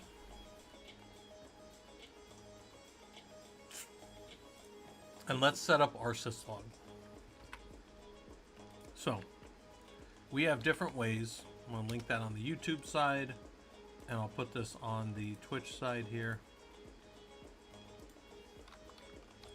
Pin. Our syslog is not my favorite way to do what we're about to do, but it is a way. It is required by some government STIGs. You can get around it, though, by explaining that you're doing it a different way. You're allowed to do that with STIGs. But what is our syslog trying to do? Let's talk about this.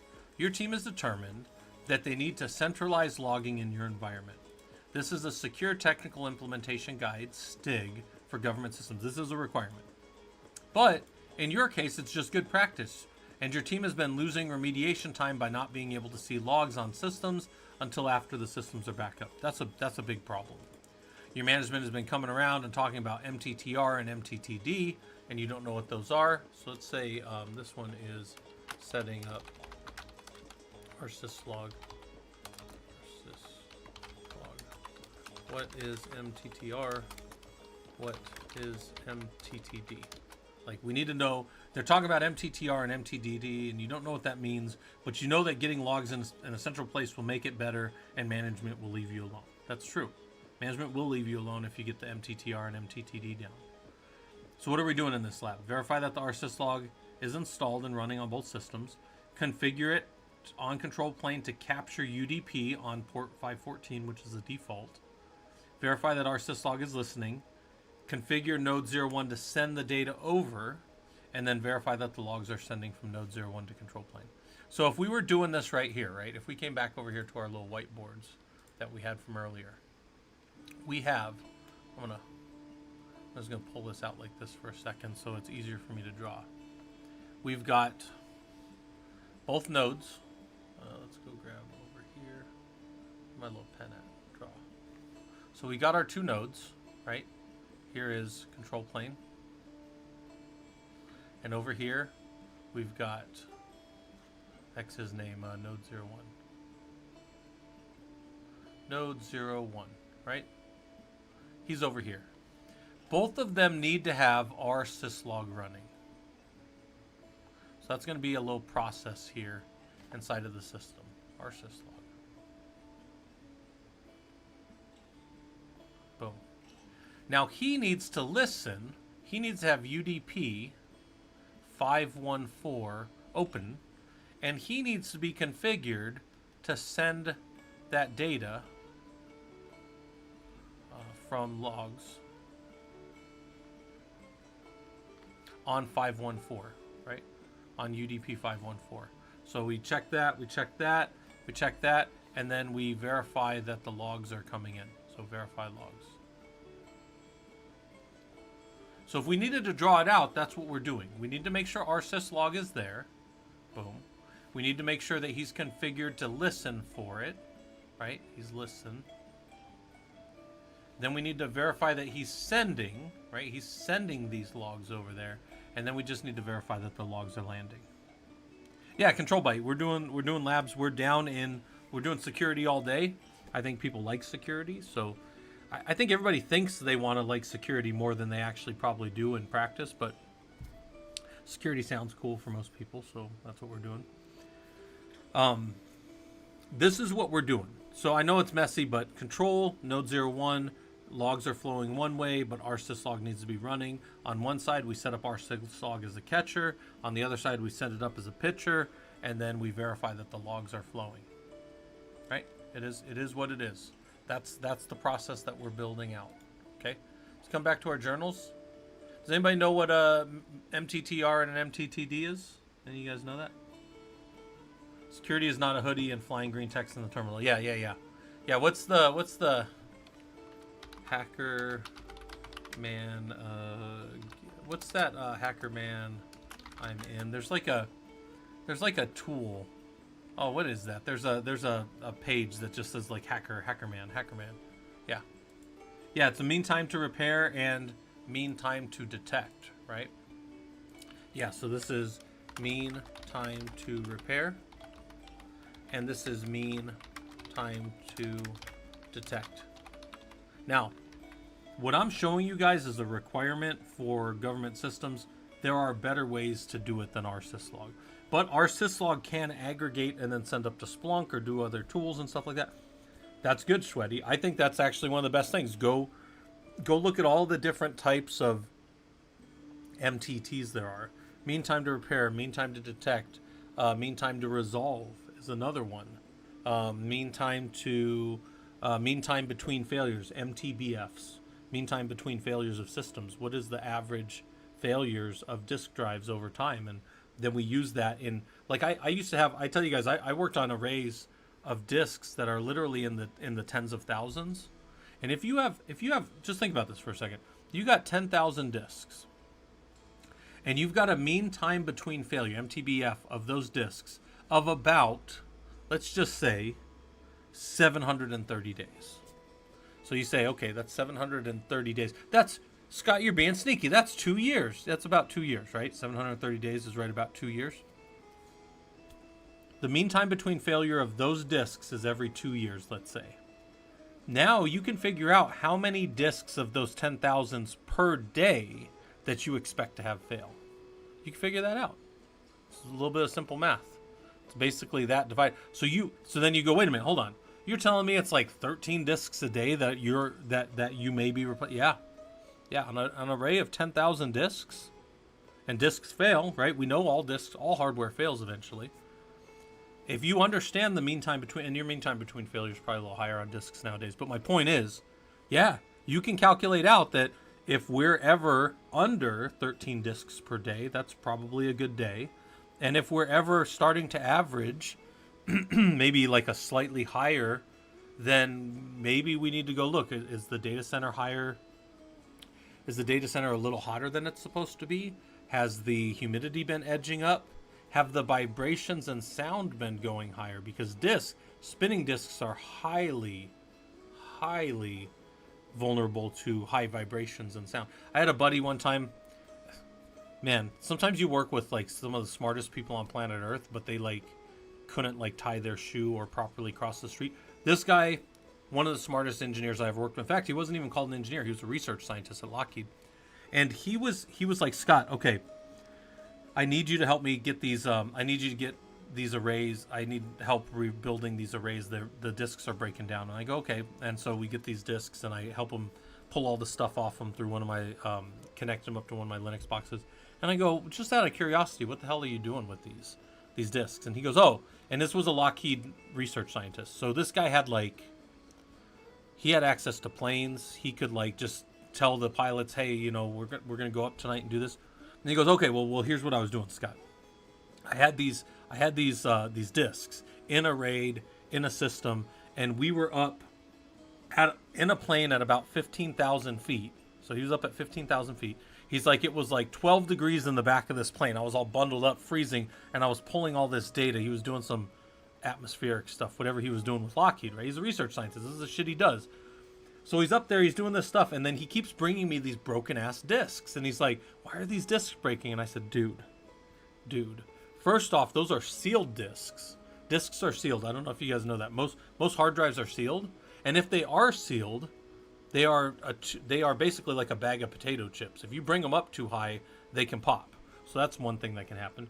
Two, you're operating them well below the tolerances of heat that you're supposed to for those discs. And he's like, I never even thought about that. And I'm like, you're freezing your fucking disc platters. This was spinning disc days, right? Anyways, and then the other one is vibrations. I'm like, dude, you've got these in a rack attached to the back of a plane that's jiggling around and stuff. I said, I'm surprised we can get any data off of these arrays. I got all his data for him, but the point was, he was brilliant, but he had never thought. Yeah, he was freezing his cheeks off, and it never even occurred to him that he was freezing the platters on his disc. Yeah, he was going through. So like his mean time between failure on his discs was like 10 discs a night. He was just running discs. Yeah. Oh, the guy's one of the fucking smartest dudes I've ever met. Brilliant, but like, he would be sitting there focusing on a problem, and somebody could be like robbing the place, and he'd just be focusing on the problem. That was the type of guy he was. But he was very, very sharp, very nice guy. I enjoyed working with him, and we got along in a lot of ways. But he just, man, he was doing all kinds of wild stuff, and the company's policy on a lot of those research guys, like from Lockheed, was basically like engineers just follow them around and clean up whatever messes they make, because these are the brilliant guys who we've hired to do brilliant things. And I've watched some of those guys do some stuff that's super impressive. I've told you guys some of the stories about those different guys, but that guy, his name was Andy, and then the other guy, John. Andy and John were our research guys, and they would always just be out doing wild and crazy, like Zany said. Their work life was basically like that show, not how it's made. What's the one where they would do the Mythbusters? Yeah, they basically lived Mythbusters, except they had access to all the planes and shit. They would go, yeah, they'd just be like, oh yeah, I'm getting the pilots and we're going out and doing whatever, and that's what they would do. They were all good guys though, but they did some really cool stuff. In fact, the one guy, John, I'll tell you guys a story about him. He got loaned within Lockheed Martin. Sometimes people will go and do like a project for a little bit. He got loaned over to NASA, and they wouldn't give him back. There was this NASA project from Lockheed, and they wouldn't give him back. And I talked to him because he still lived out there, but he wasn't coming in anymore. He was working on this other project. They wouldn't give him back. And he goes, yeah, Scott, what I do basically is I figure stuff out, and then I throw it over to the wall, and I have like 100 engineers that just basically follow me around the whole time. And I was like, that's so funny, John. Like, because John was just like, he was like a farmer dude, but he was just brilliant. And he would go and he would work on these things, and he would build the things, and then he would just toss it over the wall, and everybody else would productionalize it. But he would be the guy who did the first proof of concept, and he would build the thing out. Yeah. I'll tell you guys one thing he did. This was one thing he did that like won him all kinds of awards and stuff. They had a satellite that was going up, and that satellite wasn't getting launched to like 2019-ish, let's say. And this was like early 2012-ish. And they had to test the satellite. So satellites all have their whatever their scanners are and all these other kind of things, and they would have to test how these scanners worked, but they can't really test the protocols, the software, with the scanners, because the scanners aren't up anywhere. So what he did was he used Blender, right? Blender's an open source tool, and he built these big open like farmlands, and he would just have auto-generated stuff, and then he would pass a satellite over the top in Blender, and he would use their software. And he proved out their software. He built this testing methodology to scan whatever was down there in Blender as a satellite flying over. And he tested their stuff 6 years before it went up. It became the standard for how that's done in the industry. And it's just him fucking around in Blender. And then he's like, okay, I'm going to build a sensor that looks like their sensor. It's going to do the things, and it's going to run their software. So this software that was like hundreds of millions of dollars for like a government system was being run over and over and over again over a valley that he built inside of Blender, and it was testing this for validation before they ever sent the satellite up. It was brilliant. The guy's fucking brilliant. But anyways, yeah, reducing it all to 1-to-1. Yeah, dude, he did it in Blender, man. Like open source. He won awards. Again, they wouldn't give him back. They took him, the NASA project that he was on, and like execs were fighting over this guy. Like high level VPs and stuff were like having knockdown, dragged out fights, and the other team was like, we're not giving this guy back to you. And he never came back. I mean, I still talk to him and I know where he lives and stuff, but he was just like, they're not giving me back to you guys, so I'm not going back there. Good dude, though. That guy's name was John. Anyways, so we're setting up our syslog. All right. So much storytelling, but let's get back to this. Lab book contains the troubleshooting notes. Is that the lab book just contains more questions about these things? I don't have any troubleshooting notes in the lab book. I have a talk on troubleshooting So the question on YouTube was, do I have that in the lab book? No, the lab book doesn't do any of that. In our Discord, I have, if you go to Discord, by the way, we got an event in a couple of hours with Salty. If you go on our Discord and you go to like my presentations, my troubleshooting notes are, hold on. Socratic Method Linux, a lot of people like that one. Excelling in the engineering field might have some of that. Troubleshooting is here in Linux System Administration.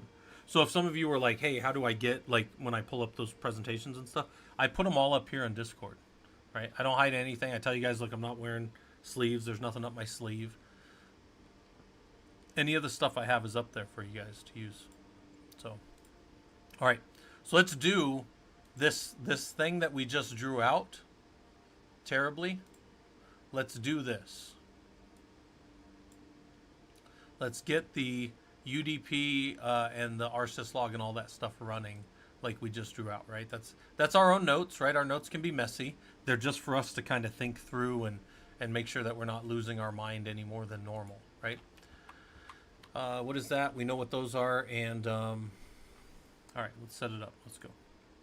So we check to see if rsyslog is on this machine. And then we see if our syslog is on the far machine. So we do an SSH node 01 and we just run that. And we see our syslog. It doesn't matter that much, but they're the same package, so that's good between the systems. That wouldn't really affect our syslog. I've seen syslog work on systems from 10 years apart. It's fine. It's just capturing logs. Let's make sure it's running here. So our syslog is running. That's good. And then let's make sure over there that it's running. It's running over there. It looks like it's active and it's set to be enabled and it's got a process ID and everything's good. Okay. On this system, so on this system that I'm on control plane, I'm going to go to etc rsyslog and I'm going to go down here and I'm going to look for the UDP section and I'm going to uncomment these two lines. All I did was hit X. I did a VI. I went down. I hit X on both of those lines. And I'm going to hit escape :WQ. So now, when we restart syslog here, my system here is starting to listen to port 514 on UDP. So IPv4 and IPv6, 514, rsyslog. My system is now a catcher for rsyslog. All the traffic can be caught. Hey, Frackery, hopefully this stuff's useful to you. Thanks for the follow. We're going to keep going down. We looked at that. Let's go to node 01 and let's set him up to send the traffic over there. So he's going to have an rsyslog.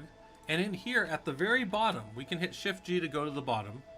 And we can just add this line. I hit O to go to a new line. And we're just going to grab this line. And what this line says is any logging of any type, this is any of any type, use UDP to send to control plane on 514.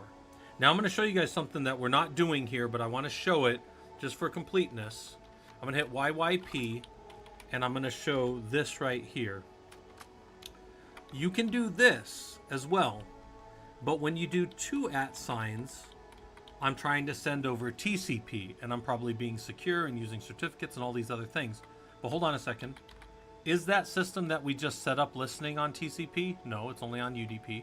So I did that just for like a completeness to show you guys, but this is the only one you're adding according to the lab right there. But if you wanted to use TCP for security reasons or whatever, that's how you would do it. Escape :WQ.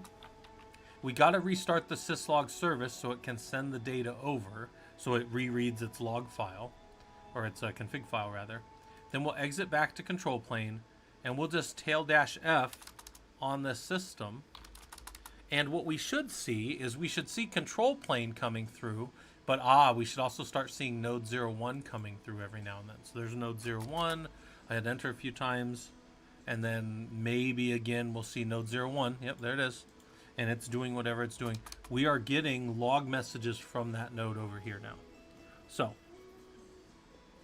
if that's good, we go to the next part of the lab.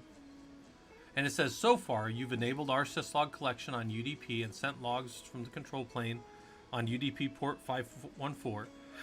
But now your team has decided that they want to break the logs up into smaller pieces. What I was doing right here was sending everything into this node's log. So look, node 01 and control plane are together. This may sound fine, but what if I had 10,000 systems? Okay, maybe this system can handle it. Maybe it's got enough bandwidth to handle all that traffic, but that's still going to be a mess in your logs, and greps are still going to take a long time and all this and this. Maybe we need to do something a little better. So what we're going to do now is we're going to make a filter on this primary node. We're going to go down into 30 remote. Oh, we've got to get out of there. We'll go in here, and we're going to add this line right here. So I'm going to hit I up here, Control-Shift-V, and I say, if the remote logs, so this template is for remote logs, they go to var log, whatever their host name is, messages.log. And then I say, if the host IP is not this local one, then use the template remote logs for any traffic that comes in. So what that's going to do is any traffic that comes in here that is 127.0.0.1, which is my own machine, we'll send it to var log messages, and anything that's going, anything that's coming in from anywhere else, which is that node 01, is now going to go into var log host name messages.log. So we'll do that. We're going to escape :WQ to get out of there, restart the syslog, and then we'll go tail the var log messages for node 01. And there's none left, or there's none yet. But if we give it a little bit of time, make sure that that's, yeah, that's there, okay. There it is. Now, whenever that thing happens on node 01, it gets written into this log, var log node 01 messages now. So you'll only see node 01 here. And then in the other environment, we'll only see, or in the var log messages, the original messages.log, we'll only see control plane now. Well, except for that little time where we had node 01, but that doesn't matter that much. So here's our log file doing its log file stuff on this other node. So we look, we say good, we hit Control C, and if we var log syslog, then there's all of our control plane only control planes happening in this one. Good, so that's what we expected. So it says, look at you learning Linux security. You set up system logging. We're able to see data flow from node 01 into control plane for centralized logging. And then we check, learn a little bit about miterattack.org. This is one of the things I always tell you guys, like, one of the ways that people defend themselves when they're, infiltrating systems is they delete logs. It's one of the attack indicators. They do indicator removal, and they go and they delete logs. So if you're sending logs off in real time, how can they delete the logs? How can they do all their things, even if they do it fast, and delete the logs if the logs are going off to another server in real time? Now, if they've compromised that server as well, you got all kinds of other problems. But the point is, we can stop this from being something that people can use to hide themselves and their activities on our network. We're always sending stuff off. It's always being fed out of this system up into Splunk, or up into our SIEM solution, or our SOAR. SOAR is our security orchestration and remediation. So things that automatically happen when things trigger in our environment, right? These are the things that we do in the cloud space. We do them increasingly in server space, right? And then also you can check, this is the mean time to repair, and meantime, this should be all these different mean time to repair, mean time to recover, mean time between failures, MTBFs, mean downtime, time between overhaul, like all these different definitions that exist out there for that. Those all become what's called incident management and incident resolution, fault tolerant design. There's all kinds of things to go read about and study as you get more and more involved in that. All right. So, what other things? Why did we split out the logging from node 01 and control plane? And again, that could just be maybe your team just wanted to keep everything clean and separate. Maybe it doesn't matter because it's just getting fed up to Splunk anyways. Who cares? Maybe it's just an aggregation, and then you rotate the one log. I'm not going to tell you guys how to make your biscuits, right? Like how you want to make things and how you want to build your stuff. I'm more concerned with you understand where you can go to do these things, and that the different tools exist to split them up and do, what makes sense to me does not make sense to other people. And what makes sense to your team, maybe your team's run into an instance where one node was writing so much that other nodes' logs weren't getting in there. I don't know. So then they found a solution to their problem was to split them all, and that worked. And then from now on, all engineers that ever touch that team will always go out and evangelize to do it one way. I'm not saying that's right or wrong. I'm just telling you, like, know your tools and know how to set it up, and then you can build use cases for all these different things. Maybe, like, I've worked on big clusters where everything was together, didn't matter. I've worked on big clusters where everything's split out, didn't matter, right? So, all right, so there's that. Man, we're at 3.5 hours. All right, let's do our last two. So we got two new ones, and they're kind of fun. These are newer ones. I only built these the last couple days, but we're gonna do some security scanning. We're gonna scan some security stuff with a STIG tool called SCC. And if you guys have never seen this before, this is pretty valuable. I'll put this up as a link in the labs for you guys. This one's been added to the lab book. I still have to add this one to the lab book, and then I'm republishing the lab book in the next week. So anybody that's ever gotten the lab book before, any of you guys that have ever done any lean pub or anything, you know that you get all the updates in perpetuity. So when I publish that lab book, everybody will get a new version of it. So that's kind of nice. That makes it super easy for me to just publish new stuff, and then everybody will get. I think there'll be like 6 or 7 new labs in this one from the last ones. All right, so here's the lab. I'm gonna pin this for you guys on the Twitch side of things. Yeah, and Control Byte, they're pretty much the same lab, but just you're doing it a different way. So it's like exposure, right? Some of the stuff is just good exposure for you guys. I'm not pinning it on the YouTube side, but I did just link it. So if anybody wants to do the lab with me, let's do it. So, what are we doing? Your team has to integrate with a U.S. government system. Who knows why? Maybe you're building. I do a lot of building stuff that moves into government systems. There's a security requirement that you need to STIG, Secure Technical Implementation Guide, your servers to a certain score. So we need to figure out where we're at. You have decided to use the SCC tool to scan your servers and see where they currently are at before any remediation. Fair enough, right? Download and install the tool, run the tool, verify the output. Right? Here we go. On HCI. I'm not even sure. What is HCI, Control Byte? What's the context of that? Maybe I know what that term is in a different way. I might not know what HCI is. Oh, no, I don't have anything on hyperconverged infrastructure, unfortunately. No, a lot of the servers I build are still just, they're like just big dragster servers. I still build a lot of actual, some of the stuff I build is still the same type of, there's newer operating systems on them. There's newer types of network connections. But at the end of the day, and some of you guys might think this is silly, but a lot of the stuff I still do, the tooling has changed. I'm using Ansible instead of Bash and Python like I used to.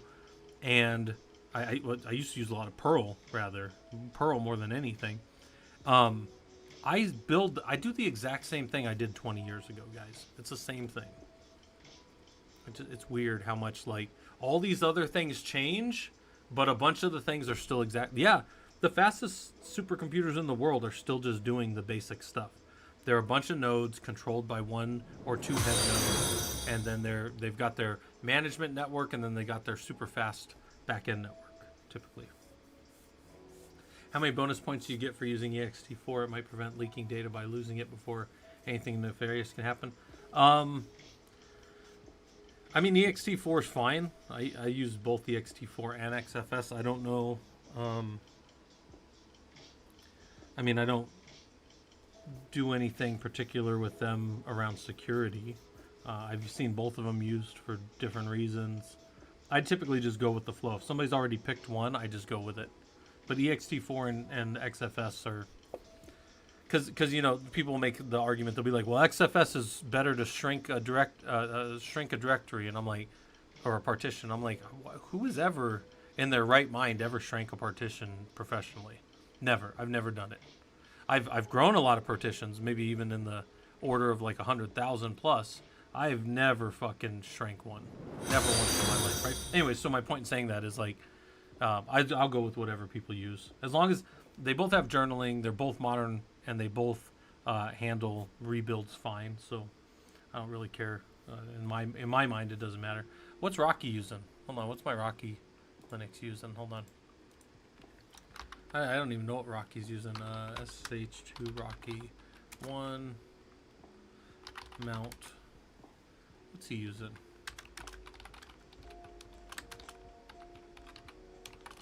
I don't even know what he's using.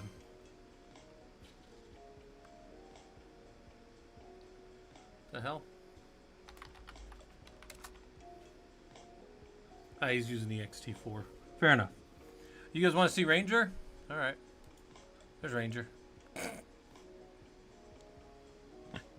My fucking dog Ranger, man. Look at that dog, man. Oh. Yeah, so well, journaling is its own concept for sure. Yeah, Ranger's on call all night.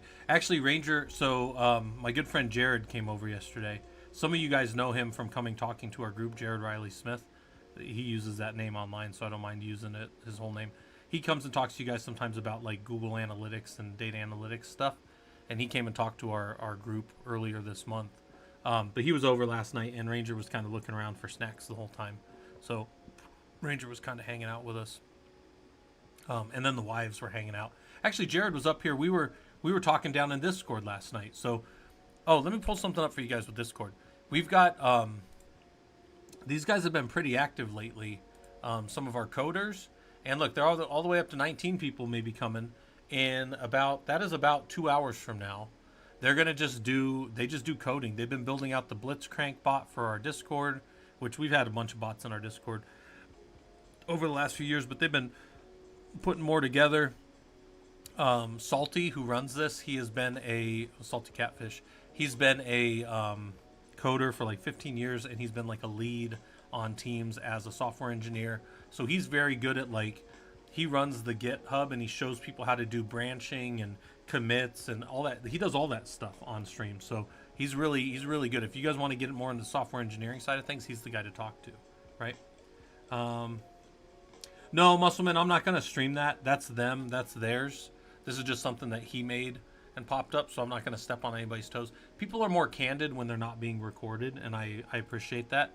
I'd rather people be down there asking him questions and seeing kind of good content and good free, development work. Because he's kind of he's running that kind of like you're his team doing, and he's assigning tasks and stuff in Git and showing the guys how to go work off tasks and branches and stuff. It's a pretty good little project that he's doing there. And I think for somebody who's like, oh, I don't do any of this, but I want to get into it, he's been getting guys into software engineering for a long time. So he's very good at that. But that's more for like our software engineering people. I'm more of like our platform engineering and like systems level guys stuff. Anyone looking, yeah, he does definitely have realistic stuff going on in there. Yeah. And if you want to get like, if you have a GitHub, let's say you have a Git on your resume, right? Like, so you guys know from, hold on. I don't even need to do that. Hold on. I might have it right here. Here's my het resume short, right? Open up here. Get out of the way. So this is like my resume short. The only thing on here that's real, or that's not masked in some way, is my my GitHub, right? But let's say you've got a GitHub on there and you're new and you don't have a lot of stuff to show your work. You could put in your GitHub, you could have all of those different commits that you've done, and then when somebody goes and looks at your GitHub, they'll see like, oh, this guy contributes to these projects, this person's active, and that's just one more thing that looks like this person knows what they're doing, right? Because it looks good. It shows that you've been doing whatever stuff. I also keep my resumes to a page if I can, and then whatever my generic is, all generic stuff. Well, Killer Code is not generic, and These are all accurate. So, all right. Anyways, the jobs are not all the same. All right. So anyways, so let's download this tool. So what are we trying to do? We're going to go get this government tool called SCC. We're going to download it. We're going to configure it, and then we're going to verify that it runs correctly on our system. So let's go build a directory for it, a place to download it. So we download it. We unzip it. So now we've got it unzipped. And then we're going to move into that directory and install the package for that. It's going to tell us when it installs where it puts it, typically down in the opt directory, opt SCC. Then we're going to move into the opt SCC directory, and we could ls, we could look around in here and see stuff. But we've got this config right here for the command line SCC tool. So this is the configure and run the SCC command line scanner tool, which is CSCC. So we're going to run it, and it's going to take over our computer here. It's a little bash script, right? And it's going to come up, and we've got to hit enter right here. Hit enter to acknowledge the changelog. Enter. Configure the SCAP content, which is 1, and uncheck 1 and 3. Those are the things that are said right there. So you only have canonical Ubuntu 2004 LTS STI selected. It's a version of Ubuntu we're on, by the way. We're going to hit 0 to jump out of there. We're going to go 6 for configure options and 1 for scanning. And then up here, we're going to hit 1 to make sure that we have run all SCAP content regardless of applicability. Boom. We're going to hit 0 and 0. By the way, those are all right here noted. And then we're going to hit 9 to start the scan. I wanted to get to the scan so we can go. Hotform, hey lads, found you from YouTube. Looking forward to learning more links. Yeah, Hotform, you're welcome to hang out. We do Linux around here. We're doing scanning of systems right now. And one of the other things that we do around here is I run a professional Linux users group. And the goal of that group is to get people that are hobbyists that do this for fun and get them to doing it professionally so they can make money at it. Because I really think most of you that can look at a command line like this for more than about 5 minutes without losing your mind probably can do this stuff professionally if you wanted.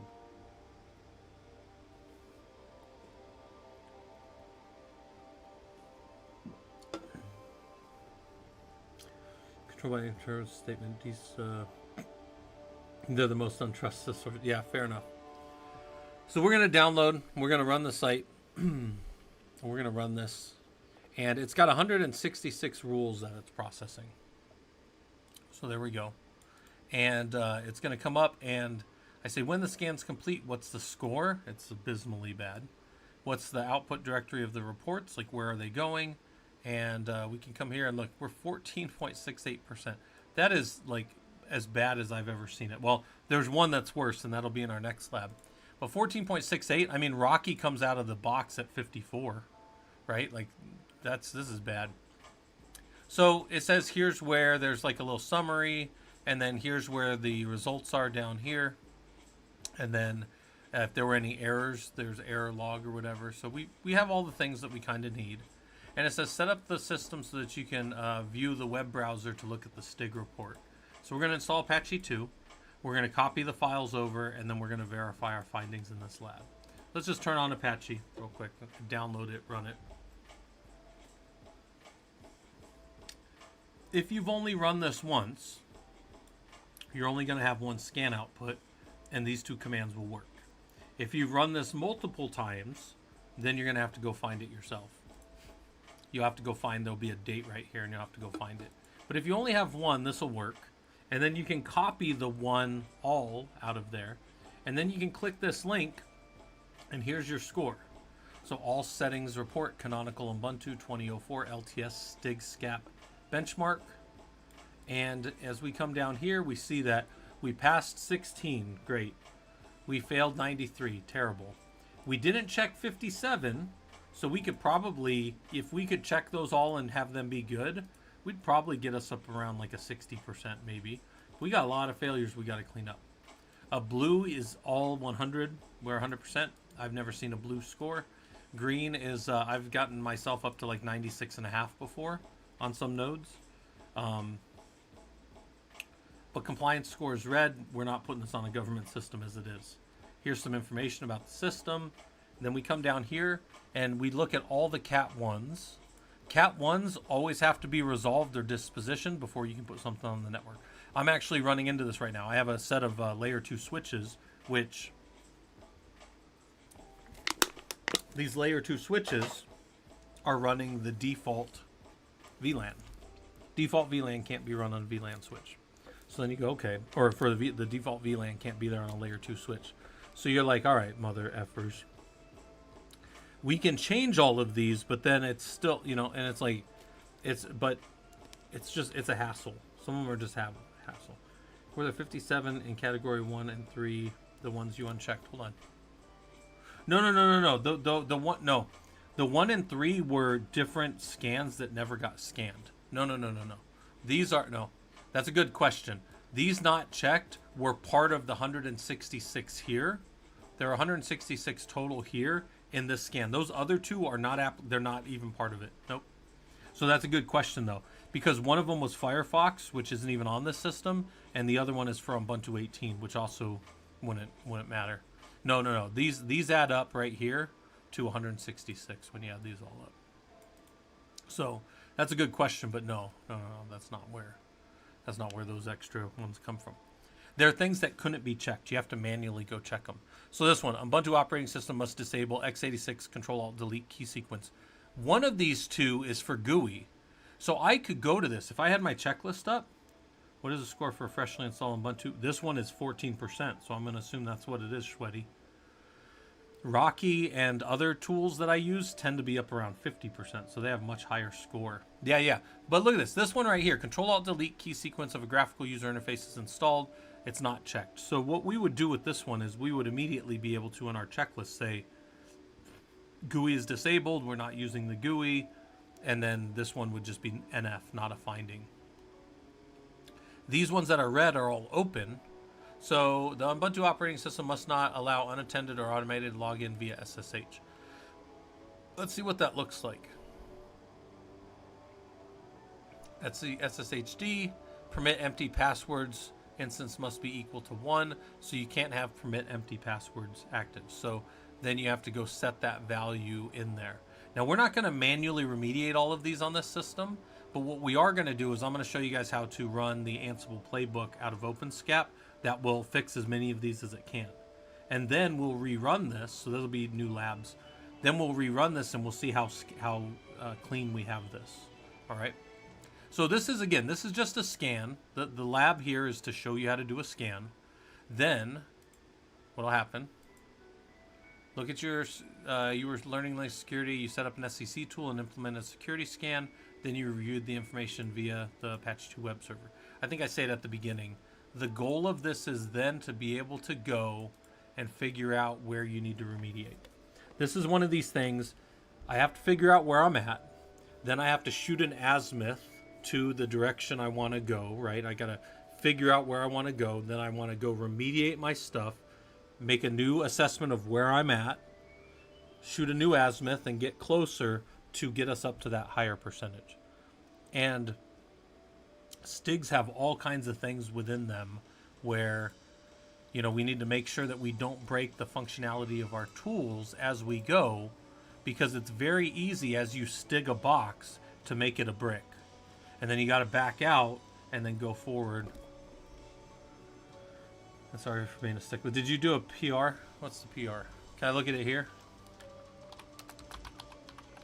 Let's go see what this PR is. Oh, whatever. Get out of here.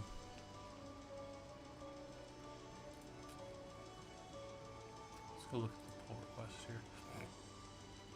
What? I probably spelled stuff wrong. Fair enough. What did I spell wrong?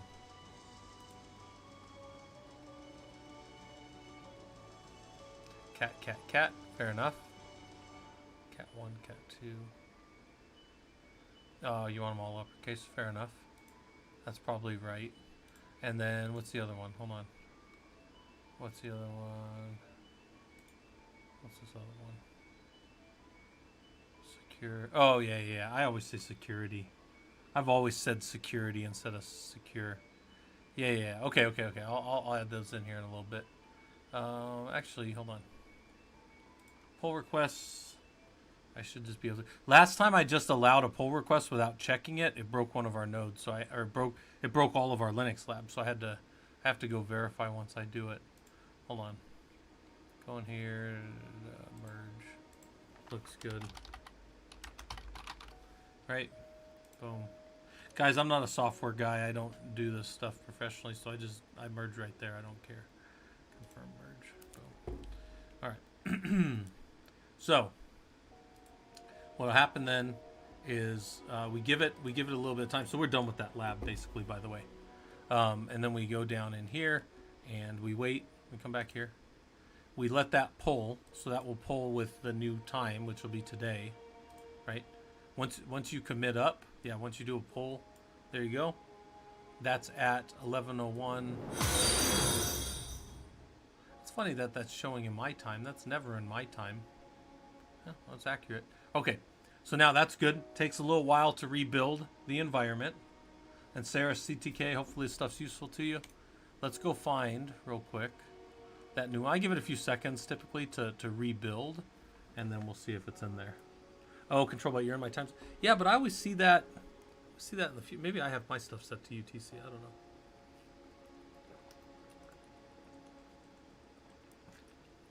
I've been talking a lot. So, I give it a few seconds, maybe about. Sometimes it builds pretty quick, and then we come in here and we look, and we say, "Is it that?" By the way, you're gonna have to check the second one now because I guarantee all that stuff's wrong on the second one. Oh no! Look, it still shows security. So it could just be the old one. All right, let's go to the last lab. Let's go to the last one real quick for the day then. Let's go to Linux. I'll let those guys fix that because those guys always come along and fix all the good stuff for me. We're going to do the same one, but we're going to do it for Firefox. So if you ever installed the Firefox browser and wanted to know how secure it is out of the box, well, let's see. Your team has to integrate with the U.S. government system. There's a security for the secure technical implementation guide. Oh, you probably fixed it on this one, but not the other one. Anyways, I can go fix that. Your first task is to identify what your score is. Then you can use the plan of course of action to remediate your findings. Oh, by the way, anytime somebody does a pull request, I always come over here and I redo my sync. So I pull everything back down. So then my stuff should all be updated with the correct. Let me go check. Yeah, my stuff should then be correct. Yeah, secure. There we go. Boom. Okay. Security instead of secure, but go about through. Okay, okay. Oh, so security was the right one. Okay, well then it is right on that lab. All right. So then in the second one we need to fix it too. All right. So now we're going to download and install the SCC tool. Then we're going to install the Firefox browser. This is new. This isn't from the other lab. All the rest of the stuff is mostly the same, but we're going to do that. Create our directories. We'll download from the government site. We'll unzip it. We'll move into that directory and we'll install that package, right? Once that's done installing, it'll tell us where it's installed. That's good. We know that that's all the things we need. And we're going to install Firefox out of the box. We're going to see how Firefox scores from a STIG standpoint with no changes to it. This is the lowest score I've ever seen. And if some of you were here yesterday, you already know what the punchline of this one is. It's not good. Putting Firefox on is basically like picking up a plague rat. I'm just saying, because wait till you see what the score is. There's no way this would ever connect to a government system with Firefox on it, unless you go through and fix all your STIG scores, right? So let's we're gonna remediate in the future labs. That's the next labs I'm gonna build. Is I'm gonna show you guys how to remediate because there's playbooks that'll do it all for you. So let's CD here. Yeah, in an author. Fair enough. So let's run our scanner. This is the config for the scanner. This config will save how the scanner is set up to run, and we're gonna do all these steps. So the first one is hit enter to acknowledge the changelog. Okay. We're gonna configure the SCAP. We don't care about 1 or 2 now. We just want to see Mozilla Firefox selected for this lab. MOZ Firefox Linux. Then it says hit 0 to leave, hit 6 to go to configure, and 1 to go to scanning. And then right here, you're going to hit 1 to scan all regardless of applicability. Now, I told you guys, this in these two labs, this probably doesn't matter because this would work. But when you're running on a Rocky 9.4 box, the Red Hat 9 Stigs, one of the first things that happens is it goes, well, this isn't Red Hat Enterprise Linux 9, and it just stops.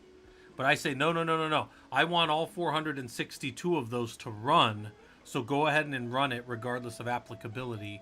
And then because Rocky is so close to Red Hat, you get still like 95% of them run and are fine.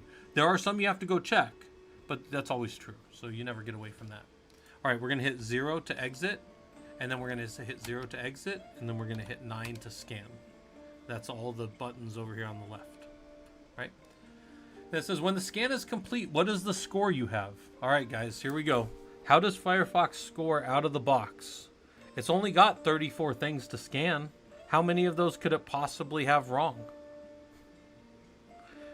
If you've got 34 total items, how many do you think are probably going to be good? 10? 15?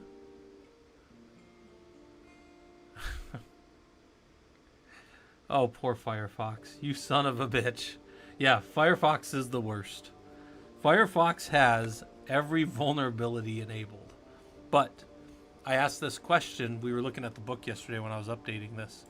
And the question I asked in the book is, if all the vulnerabilities are well known, why do you think they're not just implemented by the OS provider or the software creator? Why don't they just turn all 34 of them on?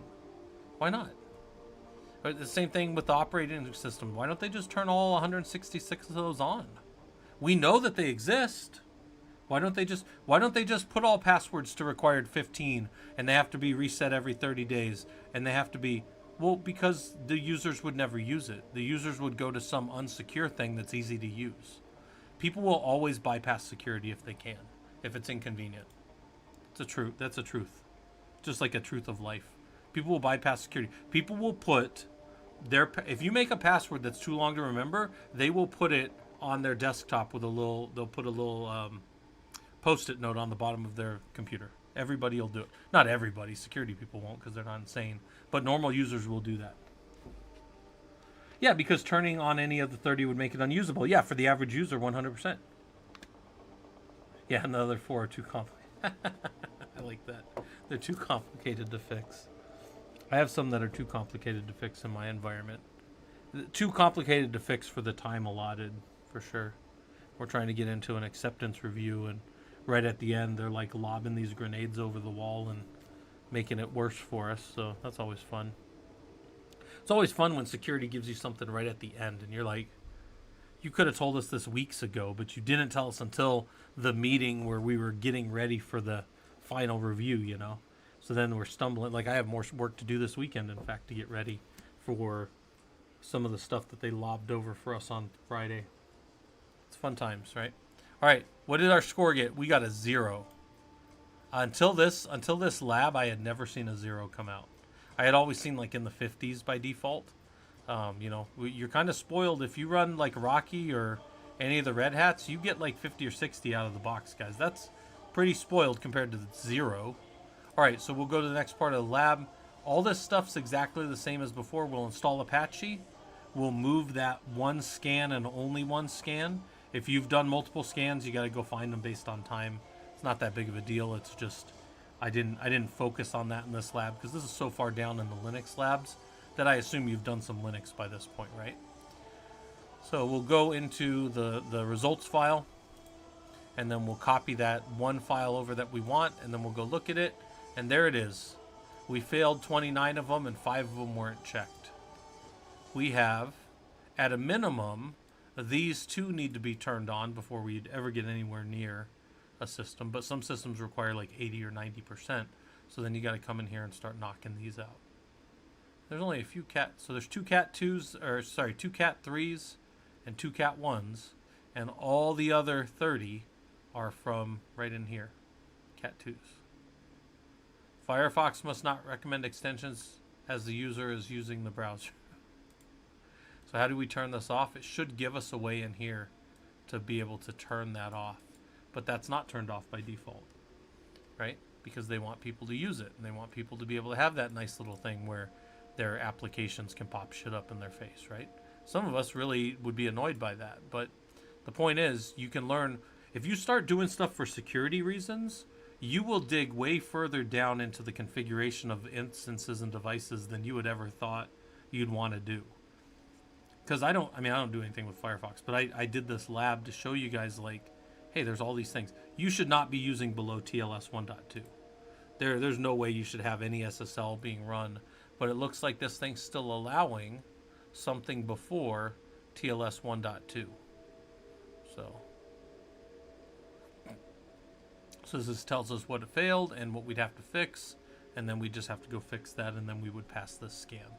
So probably the next few labs I'll be building will be the same thing where you build this and you get this ready and you run your scan, and then we'll do a few fixes, and then we'll rerun the scan and see that our fixes are good, and then we'll go from there and kind of keep working these off.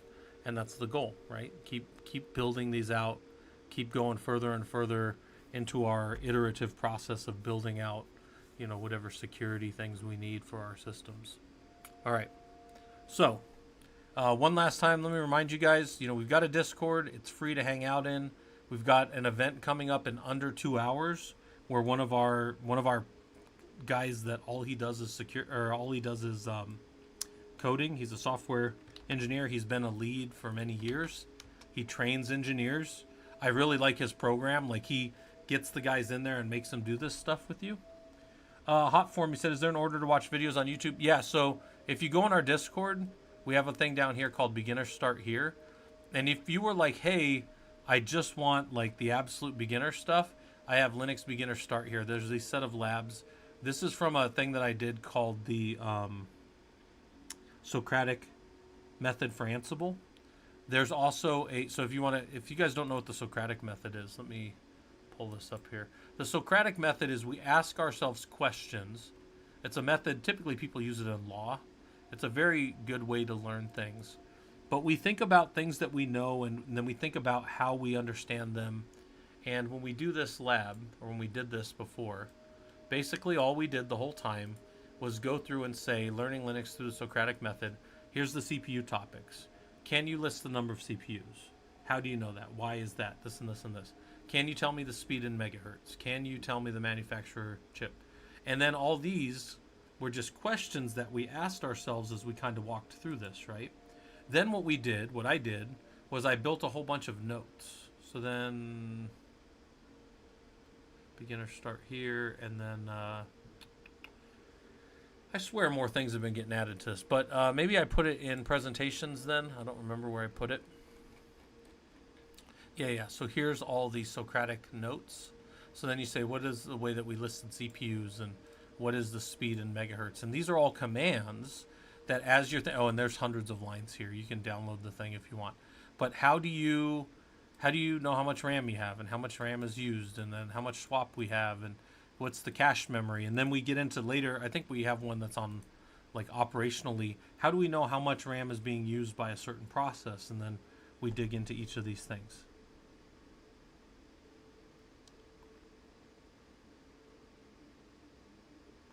Yeah. There's always security. Security is the enemy of productivity. That's one of the oldest sayings around. Speed tests. We did some speed tests, and then looking at the interfaces, and all right. So there's all kinds of, there's like more resources up there than I think the average beginner could possibly need. And the goal of it is to just let you guys go and spin off all the different directions you might want to learn about this stuff. And then maybe you come back and you say, hey, I want to focus on this. Can I find somebody around here that focuses on that? And then you kind of go and learn about it. Our group is almost to 2,500 members. We're just slowly building up. I remember when we were barely in March hitting 1,000 people, and we've been running the group for just over 5 years now on Discord. We've been running the Professional Linux Users group total for over 10 years, and we've helped, if I had to guess, over 100 people get into the field over the years. So that feels pretty good. People I know, former college students of mine, just different people that I kind of have worked with and stuff like that over the years, and gotten them into this type of role. Yeah, Enzo Bear, that's the goal. Like I try to add some color commentary. I'm like you could watch a football game, but then you bring somebody in like who was that guy that I want to say it wasn't Dennis Leary, was it? They brought him in and he was doing so many references so fast that they were like, "Yeah, you can't do this anymore." His commentary was so good and his references were so fast that they're like, "Yeah, the average person can't keep up with it." Was it Dennis Leary?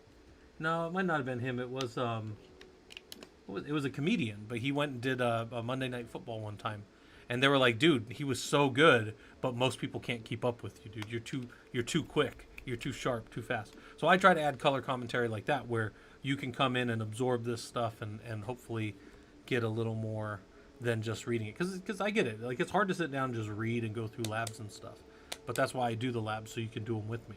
I mean, I wrote the labs. I don't need to do this. I didn't need to spend 4 hours doing these today. I know this stuff. I wrote them. But I think that you guys can come along and do this stuff and go, huh, oh shit, if this guy can do it, I could definitely do it. And that's definitely true. You can get in here and you can do this stuff and you can maybe change the course of your career for some of you guys, right? And maybe you find something that's really interesting to you. So, okay. All right, I'll stop being sappy and stuff.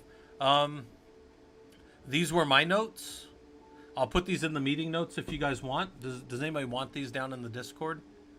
I'll drop these down in there for anybody that wants them, I guess. But it's like, at the end of the day, my notes will be less useful to you than if you had your own notes. But you know, it's better than nothing. But get in there and put this. I'll drop these in. Where's our meeting notes? Meeting notes are up here. I just put stuff in here. There you go. There you go. Boom. So that was us talking today, Linux security, and those were the different labs that we were doing. So, all right, I'm gonna get off of here. Let's go find somebody to raid over on the Twitch side. On the YouTube side, I appreciate you guys sticking around with me as long as you did. Let's see who's on right now. Who are the people that I know? I'm gonna send you guys to. Let's go to. Hold on. Let's go to Rossburger. I don't know if you guys like Rossburger, but I like hanging out with Ross, even though he's a little bit different energy, but he's fun. He's not quite technology and gaming or technology and streaming type stuff or science. He's more gaming. He's playing a game right now. We'll go raid over to him if you guys want. The raid message is our do all the Linux or rage. Those are the two if you want to use either of those. And I appreciate you guys coming by. I will talk to some of you later this week.